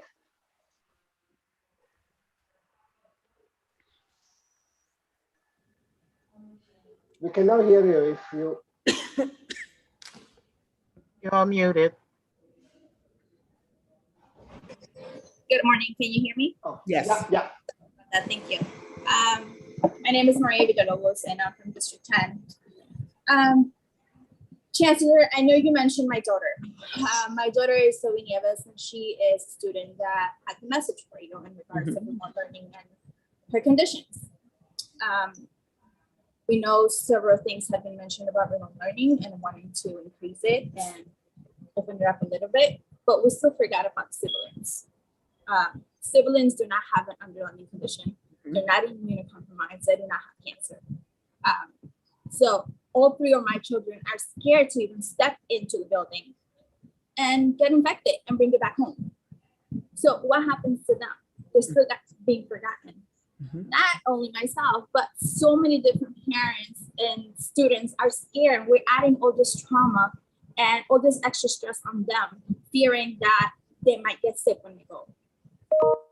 In the Bronx, our numbers are not as high as we want them with vaccine. We cannot force anyone or mandate anyone.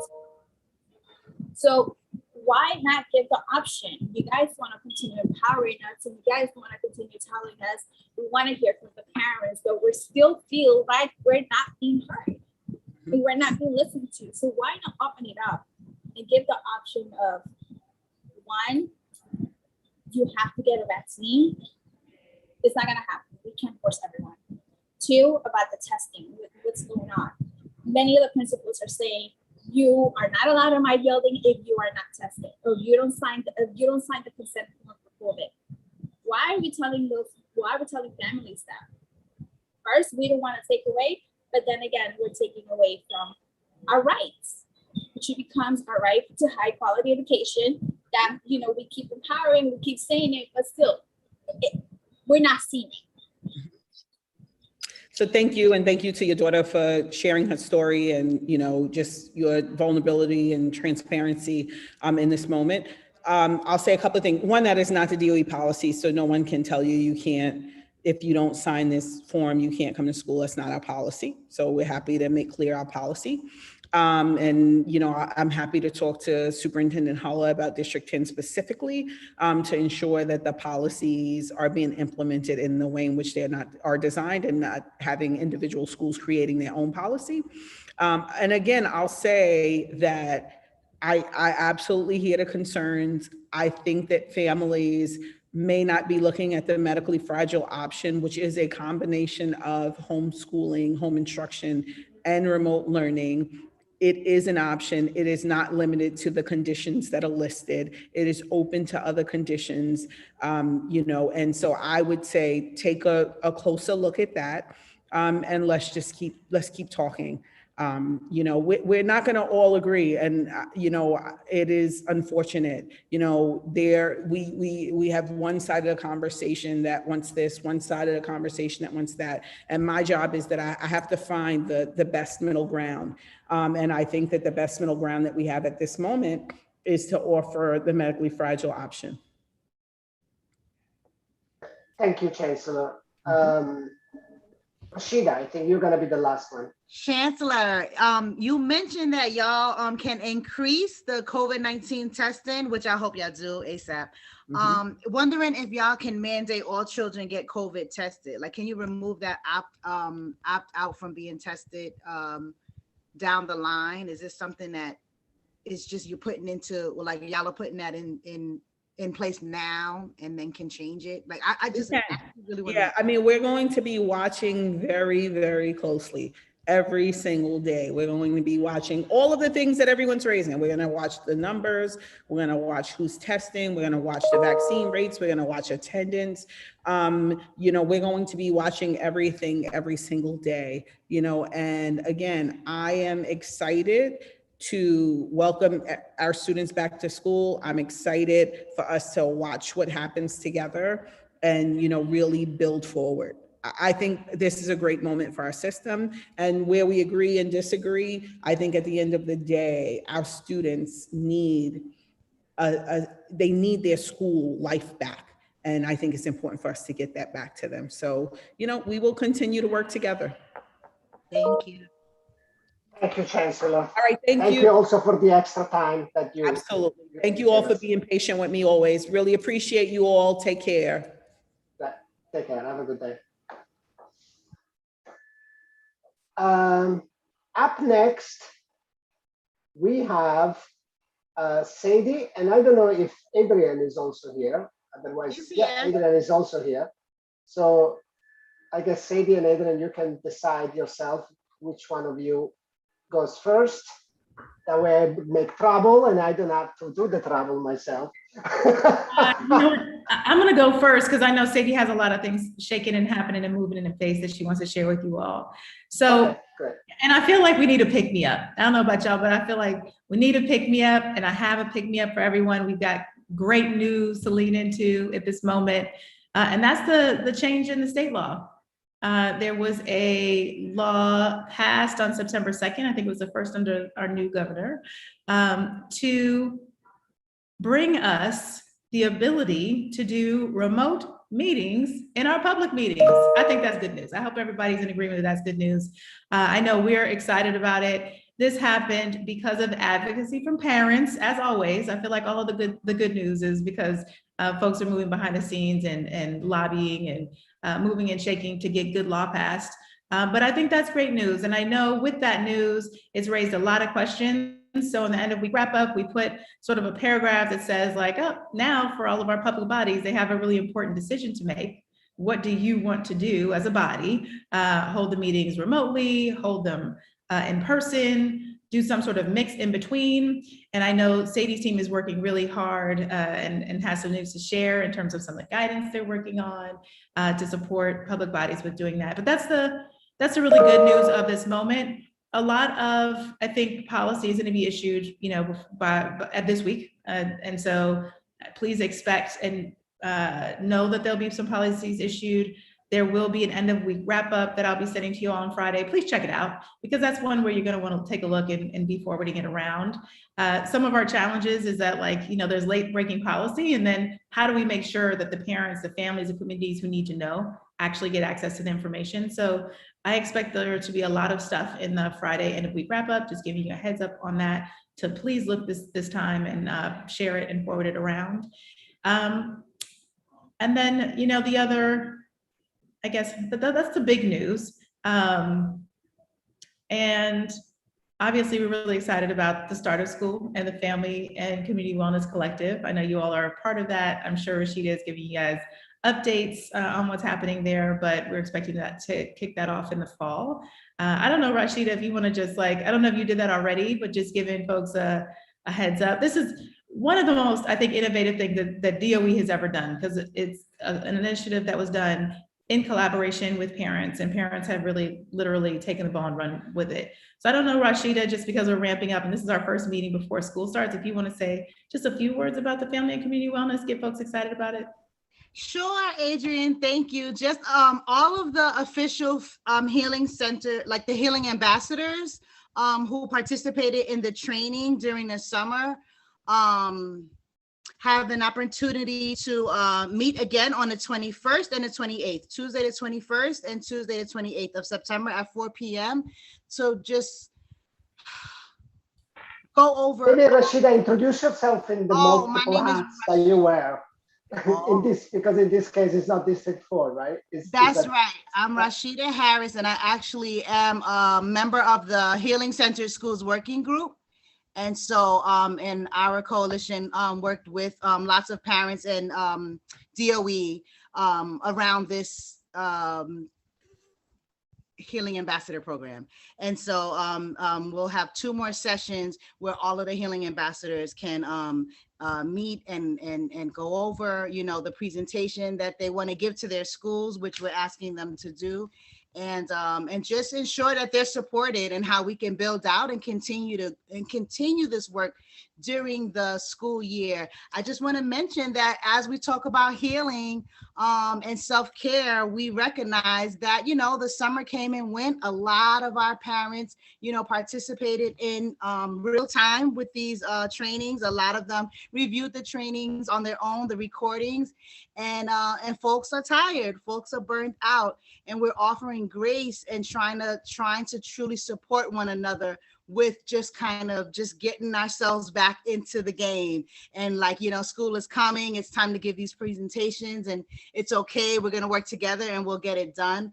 And so, yeah, we folks, a lot of folks have checked out, but we're getting back in slowly, but folks are excited, and the summer program was great.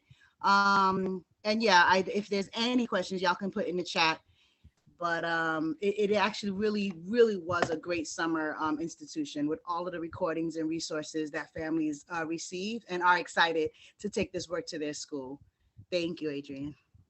Thank you, Rashida. And can I just say, there were over 1,000 parents on each of these trainings, which is incredible for a summer. So we are really looking forward to the family healing ambassadors who went through this intensive training over the summer and seeing what they do in the fall, going back to school communities. These are the 800, 900 schools in the zip codes hardest hit by COVID.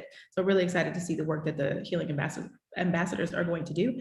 And that is an example of really strong partnership. The last thing before I sort of turn over the floor, I see a whole bunch of questions coming in the chat, is family forums. We have gone on a 5-borough family forum tour. We started in Brooklyn. We've done like 2 a night just to make sure that we hit every borough by the first day of school. And tonight is the last of the series. And so we'll be in Manhattan.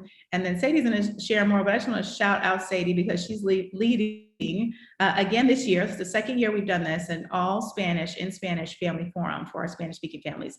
Very proud of that. The idea around this, just so that you all can explain it to other parents, is there's about up top, maybe 15 minutes, 30 minutes of DOE presentations and Department of Health presentations, just to share with families, here's the policies, here's what to expect when you start school, and here's the status of COVID in our city. We've got the Department of Health Deputy Commissioner there to answer questions, and then it moves into Q&A. And hopefully the remainder of the 60 minutes is families asking their questions about whatever they are, in Q&A from parents, and then hearing parents directly ask their questions, and DOE officials answering those questions. And it's by borough, led by our executive superintendents, led by the folks, the superintendents and the principals who are there. And literally, I want to say in Queens, I think every superintendent was on the call. So they were in the chat answering questions, just trying to be responsive.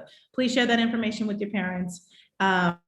We certainly wanted to make sure that we're over communicating, not under communicating, which is difficult in these times.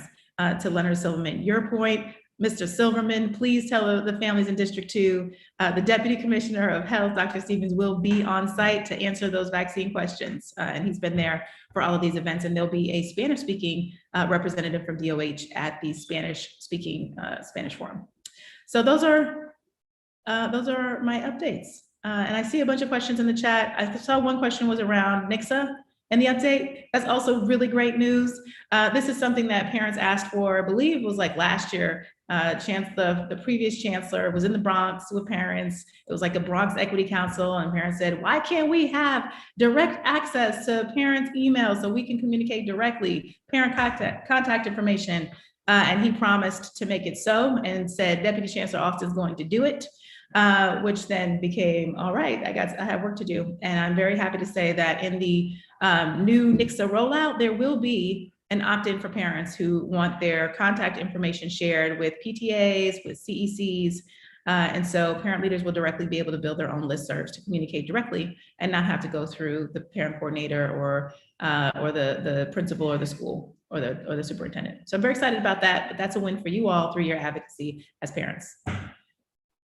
Just one thing, I'm gonna take the floor 1 second. On this particular issue, I'd rather to be an opt-out rather than an opt-in, just the same as like information is shared with charter schools.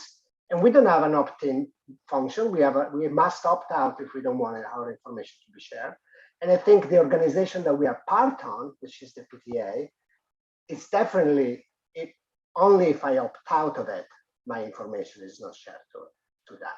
You know, I will really ask for that to be made that way. Yes, Marco, let's take our wins one at a time. So we have one win, and then you get the one thing, and then you come back and you say, well, that was really great. Now I have another ask. So win number one was just getting this to be a part of this online blue card system, which is what we're kind of moving towards, and the NICSA protocol or NICSA format. Sky's the limits from there. So this is a win. It's very difficult to get wins in these spaces, parents. I mean, and y'all know this because you guys advocate for stuff like continually for years and years and years. This is a win. Celebrate it, take it, and then absolutely, there's more to ask for. Let's push the next boundary. All right, great. Guys, we have only 10 more minutes, and we also have Sadie going on, but let's go quickly. Shirley. Hi, good morning. So Marco hit my first question, my point about the blue form online being opt out versus opt in.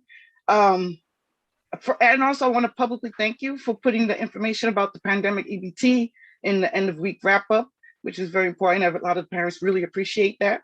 Can you reemphasize, since the OML was suspended till January 15th, me and Randy was going to bring this up when we go back to the SLT.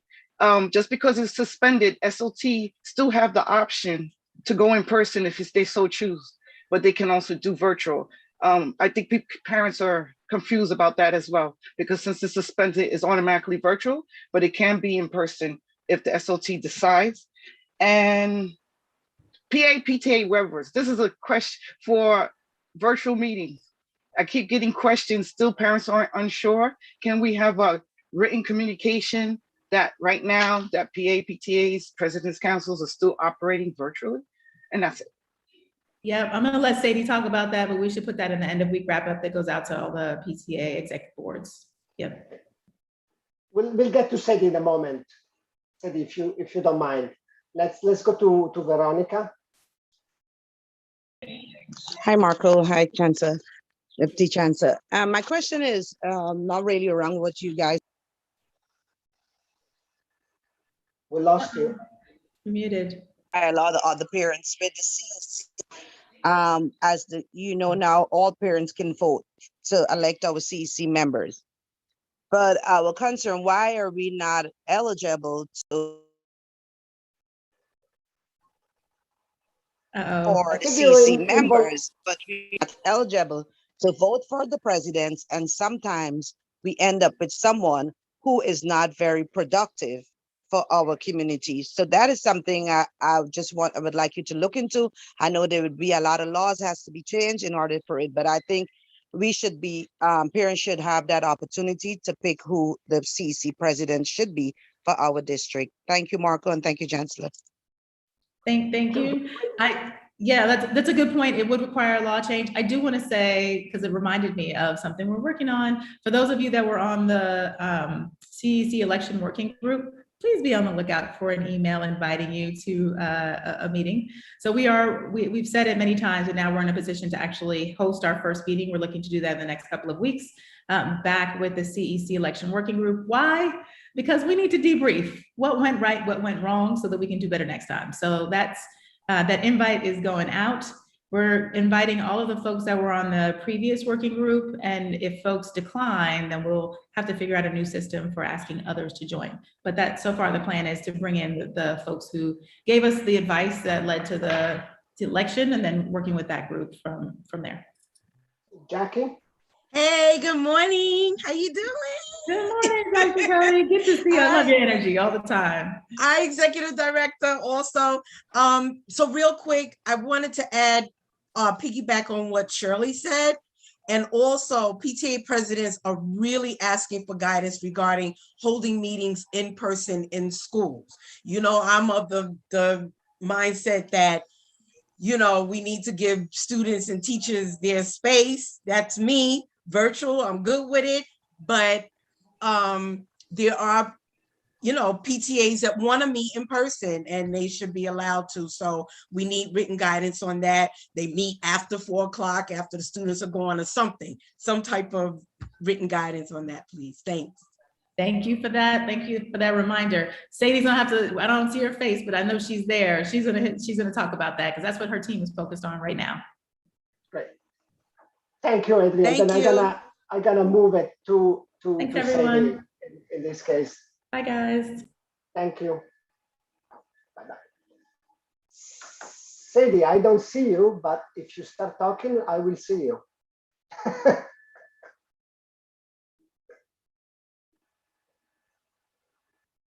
Did we lose Sadie in the meantime? Oh, it looks like she maybe stepped away. I'm gonna call her right now to make sure she knows. I think she dropped off by accident. Oh, Sorry.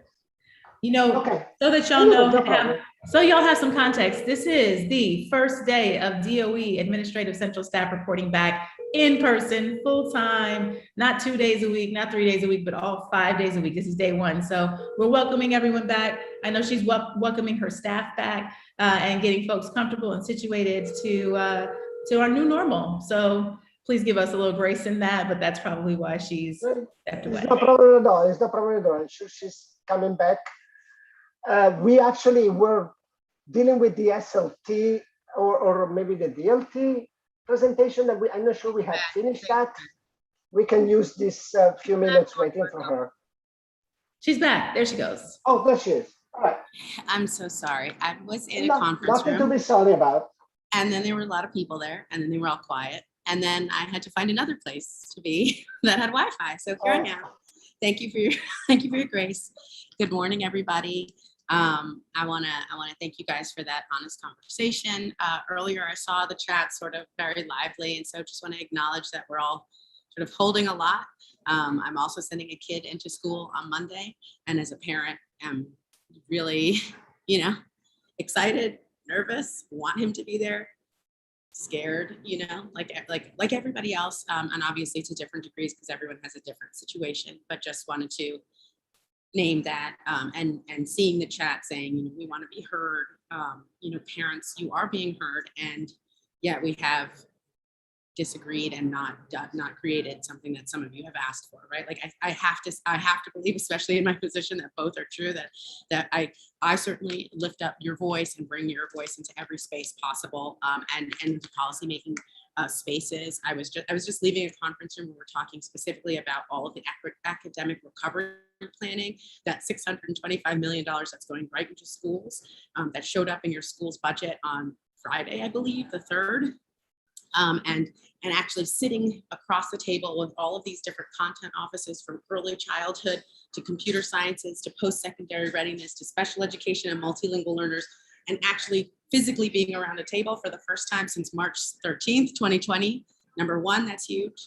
But number two, the actual symbol of us coming together, and then them inviting face to the table and being like, hey, because I'm not a policy lead, and yet making sure that parents and communities understand what's happening, understand all of those moving pieces, are brought into policy decisions, and that they're accessible, both sort of linguistically, but also accessible in like, what does this mean? How do I know this is happening in my school? Makes a huge difference. So deep breath, everybody. This is a really intense time and continues to be.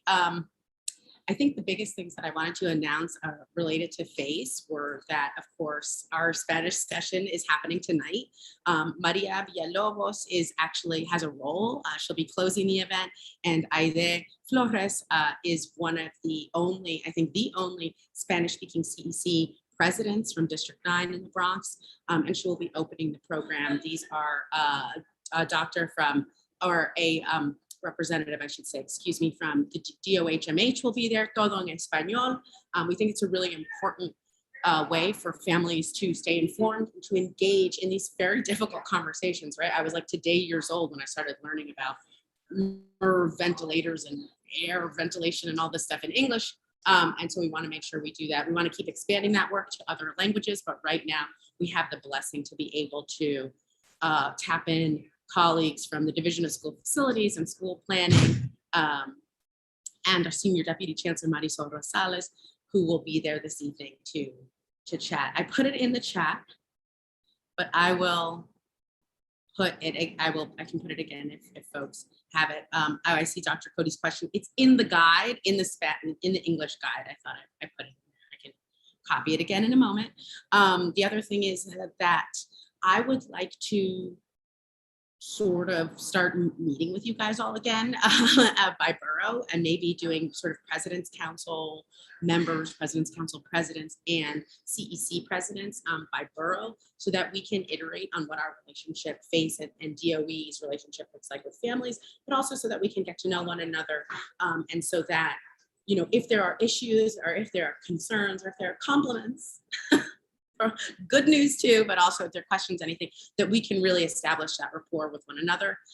It's really important. And it's also why I got involved in the work, right? So that I could be interacting and uplifting your voice directly, not so that I was sort of a conduit dealing with only my colleagues, right? That really community and family is what keeps me here and what keeps my blood pulsing. And so I hope to be there, hope to sort of schedule that. And that will of course include District 75, their borough reps, etc. But I wanted to make sure that I said that out loud because our District 75 community often feels like I say borough and then they're not included.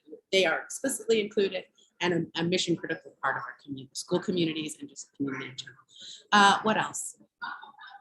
I think that that's it for now. I saw in the beginning of your presentation that you were focusing a lot on supporting districts on PTA elections and getting that entered, the financial stuff, as well as who are the officers. That's going to be really mission critical, that we, you know, sort of send over a report that to City Council, but also to ourselves, that is reflective over of the parent leadership that we do see in our schools. So please keep at it. We need those things. We want to make sure that all of our districts are represented. And I guess as in the coming weeks and months, if there are other types of events in your community that are happening, I know, for example, just calling out, Angela sent me this invite about, I think, food distribution happening in her community. But if there are other types of community events with clergy, with community boards, with different parent groups, with formal parent groups, I'd love to establish that kind of line of communication so that I can come, that my staff can come, but also so that we can make sure the chancellor is attending as well, because being out in the community is really critical. With that, I'll take your questions. I think that's it. I was just sort of running around and now catching my breath. If I think of something, I'll put it in chat. But as always, pleasure to be with you guys. And on the PTA waivers, that was where we left off. We are renewing the waiver to have PTA meetings continue to meet virtually. We have that in paper now. There was a lapse in the signing. So Ms. Aubin, you're correct. People were like, wait, is it going? But as far as messaging, assume that our priority is making sure that our students are in the building and that staff that serve critical functions are in the building, that families, that visitors, that community conversations, that cool convenings, certainly things that I used to do once upon a time, that those are going to be put on hold, that really what's going to be prioritized is staff that serves critical function, and PTAs and SLTs now, because of the OML amendment, will be able to meet virtually, and we hope that they do. Any questions, comments, concerns? And of course, you know, ideas, compliments work too. I see some hands. Sorry, I thought I was talking, that I was muted. I guess Randy, go ahead. Hi, Sadie. So we're going to be able to continue virtually, but for parents that want the option to go back in person, will they have the option? And also, being that we had these elections for the past 2 years and haven't been able to go in the building and do anything, since it's back to business as usual, and it's safe for our children to be in the building, you know, there shouldn't be any issues. for the kids to be in the building, can parent leaders go back in the building and have snack sales and book sales and picture day and all those other wonderful things that we've always done? That's a really important question. So as far, and I see Adrian popping back on, if you want to jump in, that's fine. Because I was going to say, I think there was some late breaking like decisions on that made. So Adrian, if you want to jump in, happy. Otherwise I can. No, I just jumped in to say this. Look, you know, it is not that we know we are fully aware that we are not in normal times. We're in a pandemic. We have, you know, like there's going to be biweekly testing of students, COVID testing. All of our staff is going to be vaccinated. There's going to be health and safety. We have multiple, you know, measures of safety happening in our schools. So I want to just like start there, that our focus is on health and safety. And I have the confidence that every principal, every teacher, everyone who is in a school building will be doing their level best at all times to protect the health and safety of our students and one another. So that is the number one focus. Now, I know there's questions like, well, what about all of the other, you know, like the bake sales and the this and the that? We are going to open schools first, and we are going to, because we are, again, once again, sort of in a new position. We're in a new school year. We have a new variant. We have all of our students coming back. We're excited to have all of our students back. We have our Peace Out programs going. We have all of these wonderful activities and important activities in education happening for students. That's the number one priority and focus. That is not to say that we won't come back and start talking about like, okay, now that we've gotten kids back into school, now that we have a rhythm to the way things are going, that we won't come back to parents and start talking about, you know, let's start, you know, holding big events in schools, and what about a huge back to school night? But let's get through the opening of school. Let's get past sort of like day one, week one, month one, and then start thinking through, you know, based on health and safety, based on what we're learning as we go through the beginning of the school year. Let's wait to start thinking about big events and, you know, like the galas and the, you know, all of those fun things that I know you all love to throw and do. Let's wait to think about that until later. So just to be real, we haven't issued, we haven't issued a policy yet. There are going to be some additional health and safety policies issued, I think, later this week that do impact what happens in school buildings, what happens with extended use permits, and all of the rest of that. Hasn't come out yet. And I know we'll be having this conversation again, but I want to sort of, you know, prime you for an expectation that, you know, there's a very low likelihood that there will be huge, you know, in-person galas happening unless everyone is vaccinated who's attending. Like that's sort of the direction of the thinking, just because health and safety has to be the top priority. Thank you. Josh? Good morning. Thank you, Adrian and Sadie, for joining us. So I have to say, I have a lot of frustration with the fact that FACE always seems to be on their back foot. And I would really encourage you to sort of pivot to being in a little bit more proactive position. I know it's a pandemic. I know it's, you know, not something we've ever done before, but I have to tell you, like, I have a job where I run a modest-sized international team. You know, I haven't been given leeway from my management to use COVID as an excuse since about 90 days after things shut down. We really need to be thinking proactively about the things that are going to happen, the things that might happen, and sort of building policy proactively. I mean, we know, for example, that kids under 12, you know, going down to probably age 2 are going to be able to be vaccinated pretty soon. What is that going to mean for policy? Can we be ready with those policy changes when that announcement comes from the FDA? What happens if things get worse? What happens if things get better? Why don't we have folks actively working on these two policy scenarios so that as they happen, we're able to give better guidance more quickly? You know, we're a year and a half into this now. It's no longer, hey, the pandemic is here, everything is an unknown. We as executives, we as folks that run teams need to be thinking about options, need to be proactively planning, and need to not be on our back foot. And I would love to see FACE get there, because it's incredibly frustrating for me and my constituents to always be, oh, something happened over here in the legislature, something happened with the FDA, or something happened over there. FACE doesn't have a plan. We have to wait a month. Let's stop that, please. I appreciate it. I'm going to thank you for the comment. I know, Sadie, you probably want to weigh in here. That I think oftentimes, sort of when you're on the other side of the screen, I guess, so to speak, now, it feels like FACE doesn't have a plan or doesn't have, I can assure you that not only FACE, but probably every office in the DOE has about 3 or 4 policy briefs baking at any one time. And as one closes out, another one opens up. Policy, I guess, public policy making process isn't a simple one. I think you all know that. So, you know, FACE creates a policy and we draft policies around, you know, sort of our work, which is parent-facing work, and then it goes places because we're a huge agency. So our policies then go to legal, and then they go, you know, to the chancellor's office, and sometimes they go to a program office. They go all over the place. When we're talking about entry into school buildings, it's not just FACE. It's also that has implications for the custodial staff. It has implications for, you know, the building staff. It has implications for our labor union. So we have lots and lots of conversations, and there's lots of iterations of policy before they go live. Because we're a complex system and there are a lot of interests at stake from our, you know, our wonderful colleagues in the schools that work in schools and are thinking about their own safety, to our parents, all of you are on the line thinking about your children, as are we, and children's safety, along with a complex web of state laws, which, you know, like, I hear you, maybe we could have predicted, and I certainly was hopeful and crossing my fingers and had spoken to the state a couple of times around this idea that we would be able to have the flexibility of having remote meetings for parents. I'm very excited about that. I think it's a win for parents because you all proved, if nothing else, that like remote and virtual options for parent meetings are essential, and it's just a feature, I think, of our future.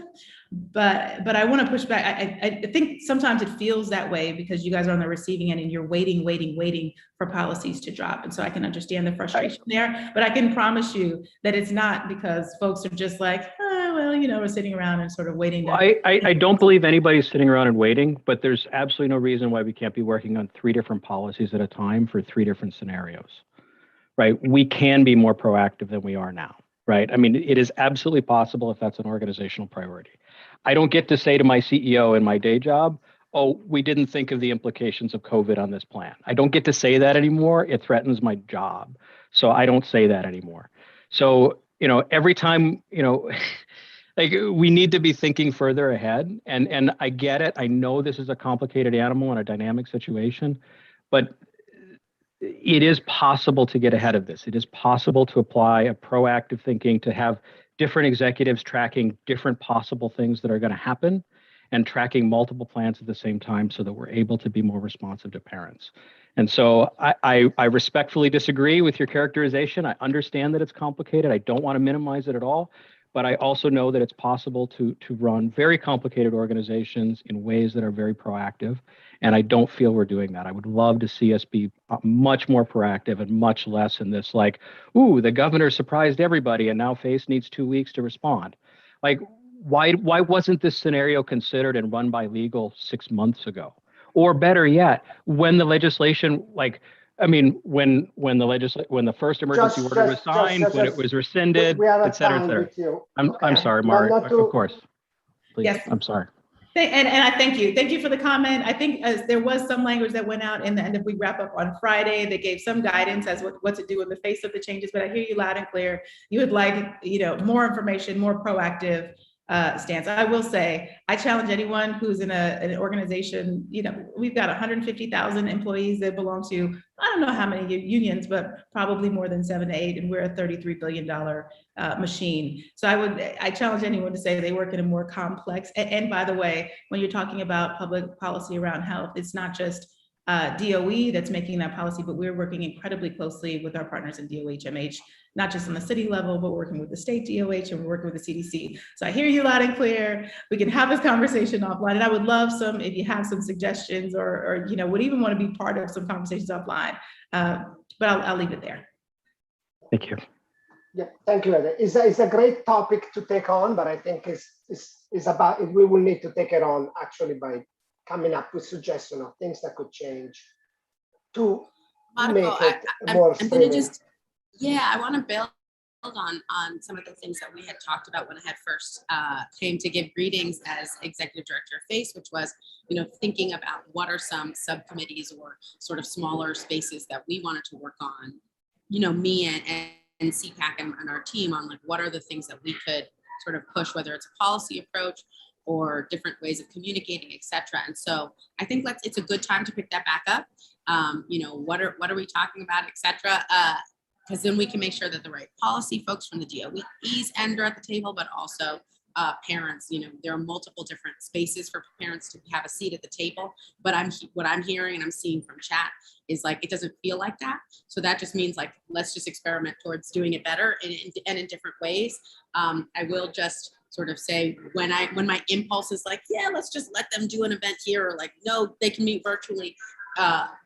Legal gets crazy with me and says, well, it's a system of this many and this large. And when you say one thing here, it means this there. And so I totally get the impulse to move sort of hard and fast. And I'm often told like, whoa.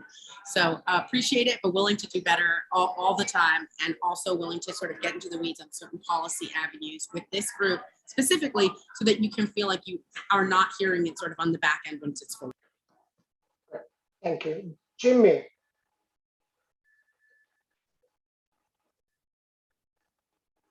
Jimmy?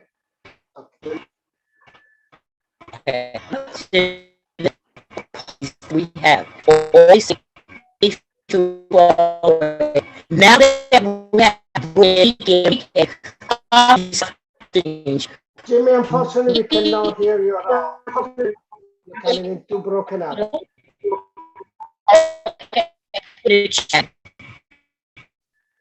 Okay, maybe try calling in or write a message and we'll read it.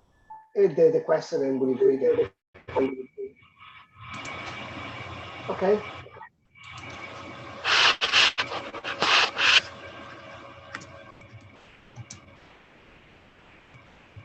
Okay, let's go with while Jimmy is gonna try to figure out. Let's go to Lourdes. Thank you, Mr. Chair. So the question is to Sadie. Sadie still here with us? Yeah, she is. Yes, Yeah. ma'am. So a little while ago, it was mentioned. It was even on one of the end of wrap up. Was mentioned that parent leaders will have access to the SPLCI to be able to enter elections information and so on, rather than just waiting for the parent coordinators or the FLCs to do that for us, which sometimes takes forever and the information is not updated in time. When are we expected to get that access, and how are we expected to get that access? Please advise. That's the first that I'm hearing that parent leaders would have access to SPLCI. So let me double back on that. That was actually on the end of wrap up that was sent back in sometime within June, July, something like that. I'd love it mostly because it's cumbersome and for our parent coordinators, but I think I don't know if it was, I'd have to look back at it and certainly double check. But what I do know is that we are trying to make changes for parent coordinators on SPLCI so that it's a little more user friendly. We're certainly trying to make SPLCI more utilized in FACE. That is, we pull certain data and let it guide sort of where we want to marshal resources in our work. That is, let's say we're not hearing a lot from a certain district. I haven't heard, and I'm not sure you want to have parent leaders have direct access into SPLCI. It's a cumbersome beast, if you will. So let me double check on that. And also I'm sort of looking to my team who's on here. If you want to side message me if I'm mischaracterizing anything, I have a team of folks, BB and Anthony who are helping onboard me onto SPLCI. But yeah, I'm getting confirmation from them that we are not going to have parent leaders touch it. We do want to make it more accessible for parent coordinators, and we certainly want the information in SPLCI to be better utilized in FACE so that that can guide how we marshal our resources, our time, our energy to make sure that we are reaching and empowering as many parents as possible, right? I always say the more parents that are sort of at the seat, advocating, demanding this, demanding that is the day that is a good day for me and a good day for our team. So that's certainly how we wish to use it, but I'm not getting I'm getting confirmation from the team that we are not going to have parents directly use SPLCI, just parent coordinators. Interesting. Thank you. Thank you, Sadie. So we have Shalona and Tamara, and then we're gonna be at time. And Jimmy's calling me. I'm gonna Hey, Jimmy, let me put you on speaker. Go ahead. Sorry. Hi, can you hear me? Can you guys hear Jimmy? I can hear you. Thank you, Yes, Roxy. yes. I see the thumbs up. What it is all our policies go from K to 12th grade. Now that we're serving 3K and pre-K, are the policies going to be updated to include them? Because otherwise, how can we include them when we're doing our PA and PTA? Even though they may be in the school building, they're not in our policy. Okay, thank you, Jimmy. You got it, right? Yeah, I wish that I could say that. I wish I could be like, yeah, let's just do it. It's not on me. But I do agree. I hear that, and certainly when we made our proposed amendments to, for example, A660, who can vote in a PTA, right? We wanted to include early childhood grades to be inclusive there and be explicit in the regulation. That regulation is not yet posted. We're working to get that posted so we can hopefully vote on it so it can be true. But that's where I know that we face governs that area to make sure that it's included. As far as testing and other things, that's something I can relay. And I know that Adrian has relayed it, but we can keep doing it. Okay, great. Thank you. So, Shalonda, go ahead. Shalonda, Tamara, and that's it, because then we're already over time here. Okay, so I just have a question. As earlier we had the presentation about the SLT and the DLT, and while on paper that all seems great, as you're aware, Sadie, in our district, we had whole staff team step down from our SLT because they didn't want to work with parents who, questioned budget, questioned, the CEP. So I want to know, like, and we spoke about this before in other past CPAC meetings, what are we doing to support parents and that parent engagement and that empowerment piece, which seems to often be missing when parents use their voice to ask for transparency, to go further into the budget and ask for real change. And what we've been told and what has happened is that stall tactics have been used. We've been told by other DOE members to just move on, go past that, as if this doesn't still impact parents and students. And also knowing that a lot of people are hearing about a CEP for the first time. They don't understand what the SLT is. They don't even understand that their school is actually a Title I school and what that means for them and what does that mean as their involvement. What's being done in a lot of schools is that parents are being just utilized as free volunteers and, bake sales and cookie sales and fundraising opportunities. But when it comes to actually policy changing and actual advocacy, we are definitely touted as parents who are problematic. So what has FACE going to do for parents like myself and other parents in other districts who want to see, CEPs actually reflect anti-racism, actually reflect navigating and addressing the anti-Blackness and transphobia, all those things, which can happen and which is happening in other schools, but in certain districts, it's actually being challenged and not being addressed. I'm gonna start, and then Sadie, if you want to jump in, you can. One of the things I'm excited about, and this is, we have a new Senior Deputy Chancellor, Marisol Rosales. She brought Donald and I together at a meeting earlier this week to talk about how we begin to not have the conversation around family empowerment isolated to FACE and to the central sort of offices. You talk to central office, we get it, we understand it. I certainly, is my belief that we have New York City DOE has one of the best governance structures and the most thoughtful governance structures out there for a public school system. We have SLTs, we have DLTs, we've got a PEP, we've got all of these governance structures that have a intentional focus on parental participation, particularly the SLT on the school level. And so the conversation that Donald and I had was around, okay, what needs to be done within that vertical, the school-facing vertical, that's executive superintendents, principals, school staff, to make sure that the conversation that we're having in Central and in FACE around family empowerment actually translates and starts to spread in that vertical. So we are having a meeting next week with executive superintendents to talk about family empowerment, and we are going to be working with executive superintendents and having some very real conversations, not just about sort of aspirational goals, but also accountability, what that looks like in this space through not just our executive superintendents, but our superintendents and our principals at the school level. I know this is really general, but I want to assure you that we're having the conversations because you're not the only parent who has escalated the issue, that there are SLTs where, you know, you have a group of parents who are really involved, want to be really involved, have great ideas, and are locked out and don't actually get to participate in the way that the law intends. And so that is the work that we're going to be focusing on this year, is how do we strengthen our own understanding? And when I say our, I mean DOE, across the agency, the institution, on what it means for parents to be able to participate in policymaking on the school level, on the district level. So that's a focus of the work. Some of it is going to be some professional learning, most likely, just because, you know, like, some of this is not as new to our agency. It's not a part of our institutional norms and cultural norms around how we work. So some of it's professional learning, but a large part of it is also accountability and starting to really track and make sure that we have sort of community accountability around making sure that school SLTs are functioning and DLTs are functioning. So more to come, but we're talking about it. And you're gonna see some changes this year. Thank you, Adrian. I'm gonna go to Tamara. Last question for Adrian and or Sadie.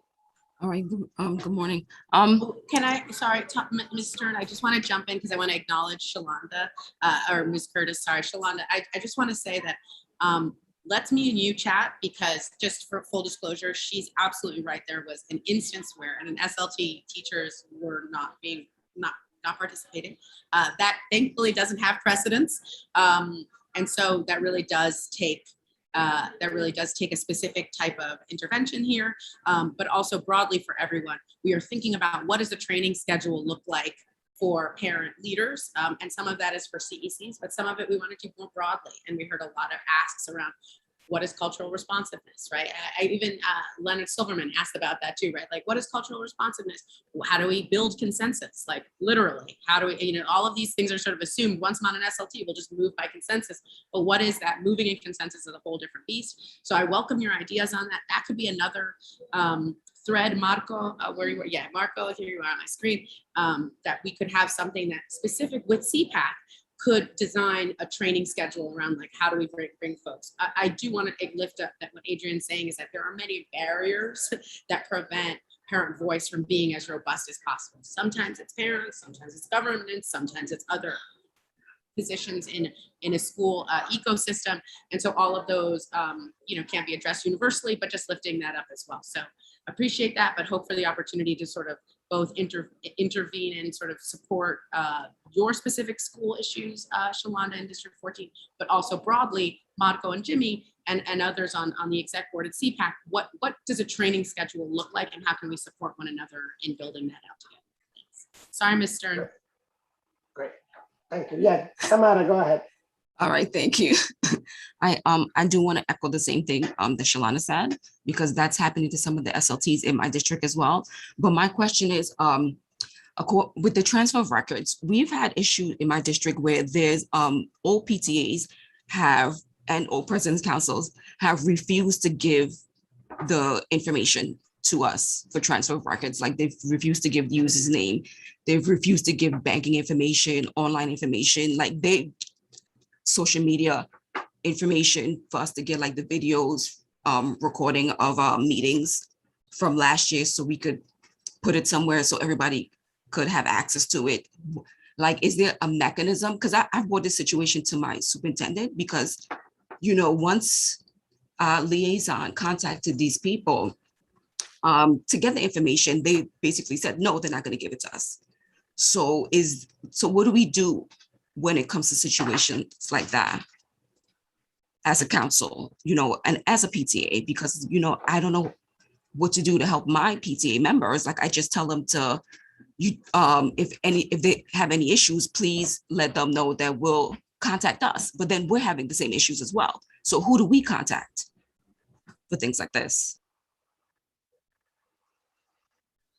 That's a really great question. I was sort of trying to side chat my team, being like, do we have any best practices for this? Because usually what we sort of would advise is a, you know, sort of a transition document, right? Like, when I sort of stepped out of my previous role, I had, like, documents to hand over to other folks. I almost would open it to the group, because if there are good practices of how do we hand over those things sort of in a uniform way, smoothly, then maybe other districts should pick up on that. But I'm sorry that that's happening. It sounds cumbersome and frustrating. Nothing like documents to stop you from doing good work.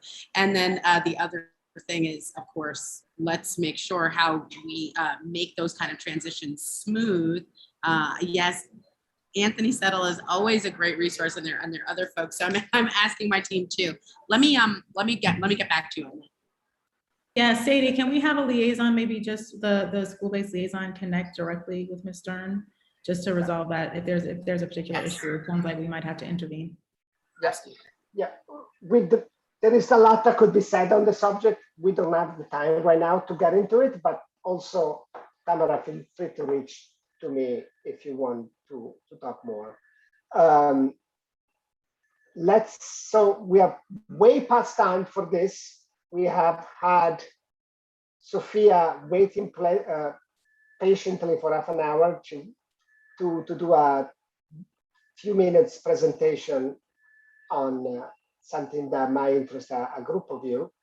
So Sophia, why don't you should be able to, should you allowed to share your screen and take it on. Sure, thanks. Thanks for having me. First of all, I don't need to share my screen, but I'll share some documents in the chat afterwards. So I'm coming from We Act for Environmental Justice. This is Northern Manhattan based environmental justice issues. One of which is toxic chemicals in beauty products, specifically products marketed to people of color, which is the basis for our Beauty Inside Out campaign. So exposure to these chemicals can lead to problems including reproductive issues, uterine fibroids, even asthma. So my ask here is, as part of our campaign, we're surveying girls and femme-identifying youth aged 13 to 17 who reside in Northern Manhattan and the Bronx to learn more about their use of beauty products, their understanding of how they use it, how they relate to it. And so what I'm looking for those of you in those neighborhoods, we're looking for your help in reaching out to these groups through your schools, through your contacts, or however you see fit. And so I'm just going to include some documents in the chat to give you a better idea of what we're talking about, and I have them in English and Spanish as well, and my email. So that's basically the reason I wanted to talk to you, is that we reach out to people in these groups, educate as well. And so there's a great opportunity for education for both parents and children to better understand the issue of toxic chemicals in beauty products, how that impacts your health, the environmental and racial justice aspect of that. And so I've included those documents in the chat. And I'm just asking for your help to sort of distribute them through your networks, to perhaps talk to your schools or put me in contact with some of your schools so that we can come and talk to students in these areas. So actually, I guess I can take any questions you guys have right now, if anyone has any questions. Sophia, hi. Mm-hmm. Hi, thank you for coming. Although it was briefly and short, I think what you had sent me had a more, I guess, more explicit explanation about, what you're seeking and also what this is about. So my question to you is, so you do need parents' permission, right? You would like to get in contact with the President's Councils, PAs, and PTAs. But if students are to participate, obviously permission is needed, right, from parents? Yes, definitely, which is why this is a perfect forum. They need that parental permission. It's a 10 to 20 minute survey that we nowadays we do over Zoom. because that's the easiest and more straightforward way to go. And it requires parental permission. There's a reward. The kids get like a discount card for Subway. So that's a little incentive for them. But yeah, exactly. We do need parental permission for them to participate. Thank you. Okay, fantastic. We'll make sure to also forward it to our list. Okay, great. These documents so that people get them. Thank you, Sophia. Thanks very much. I'm sorry we only had you for a few minutes. That's all we could give you, and we even let you wait for half an hour, but we were running late. No problem. Apologies Thanks about very that. much. All right, thank you. Feel free to email me. I'll just put my email in the chat again as well. Yeah, great. Thank you. So we need to finish this meeting, but Jackie, you have your hand raised.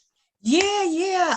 I'm so glad that the presenters did a portion of the presentation Manhattan High Schools wanted to do regarding strengthening leadership teams.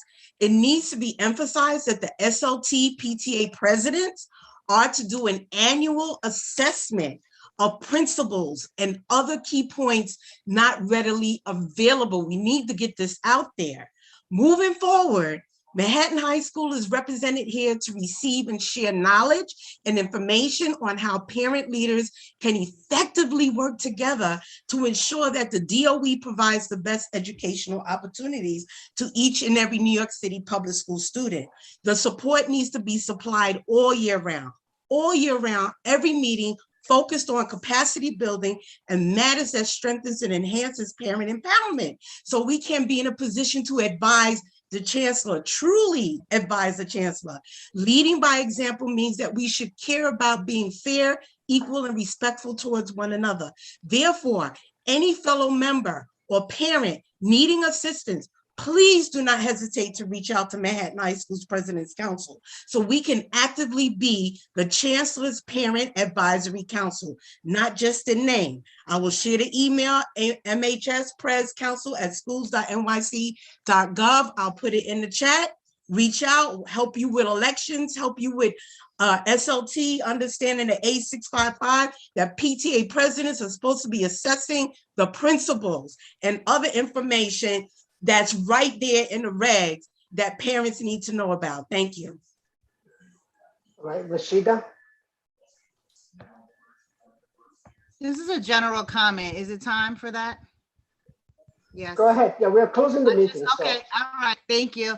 Just wanted to let parents know that if you do not feel safe sending your child in on Monday, it is your right to do so for now, but to continue to communicate with your school as to why you are keeping your child home, that you do not feel safe, or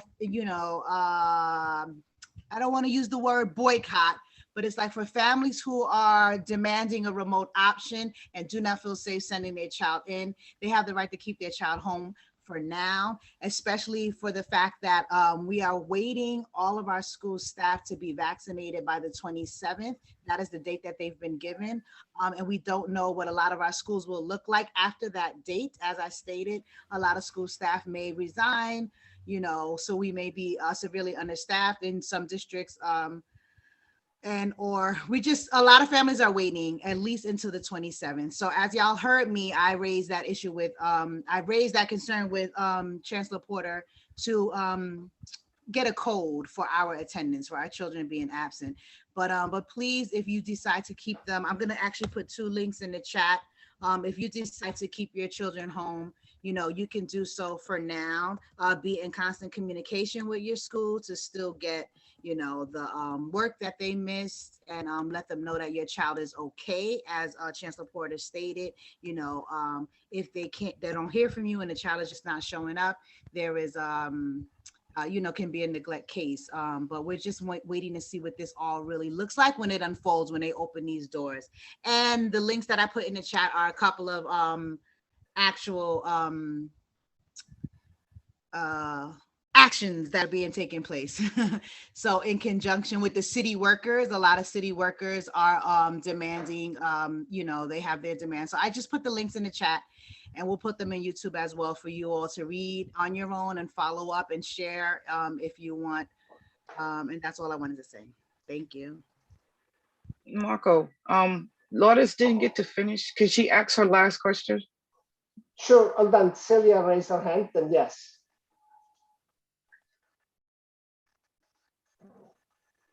Thank you, Marco.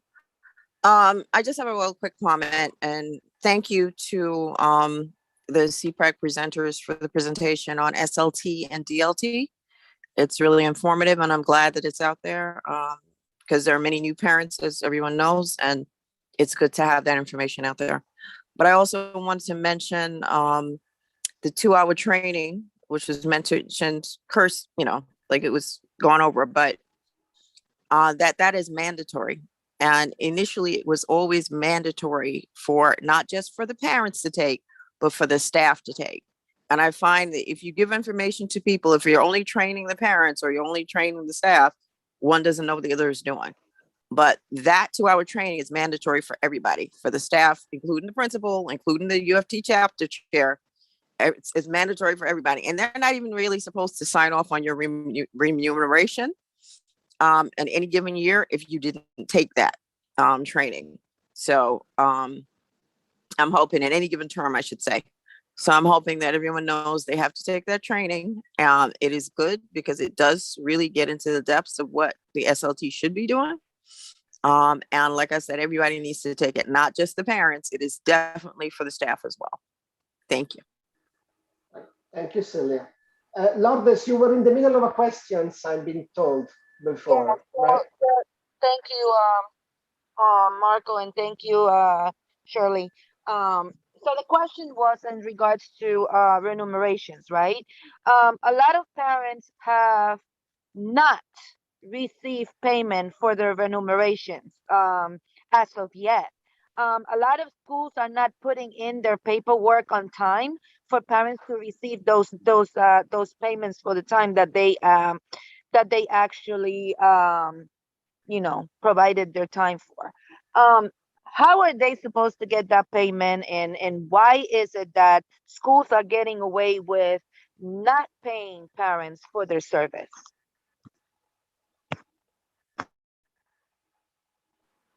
That's a good question.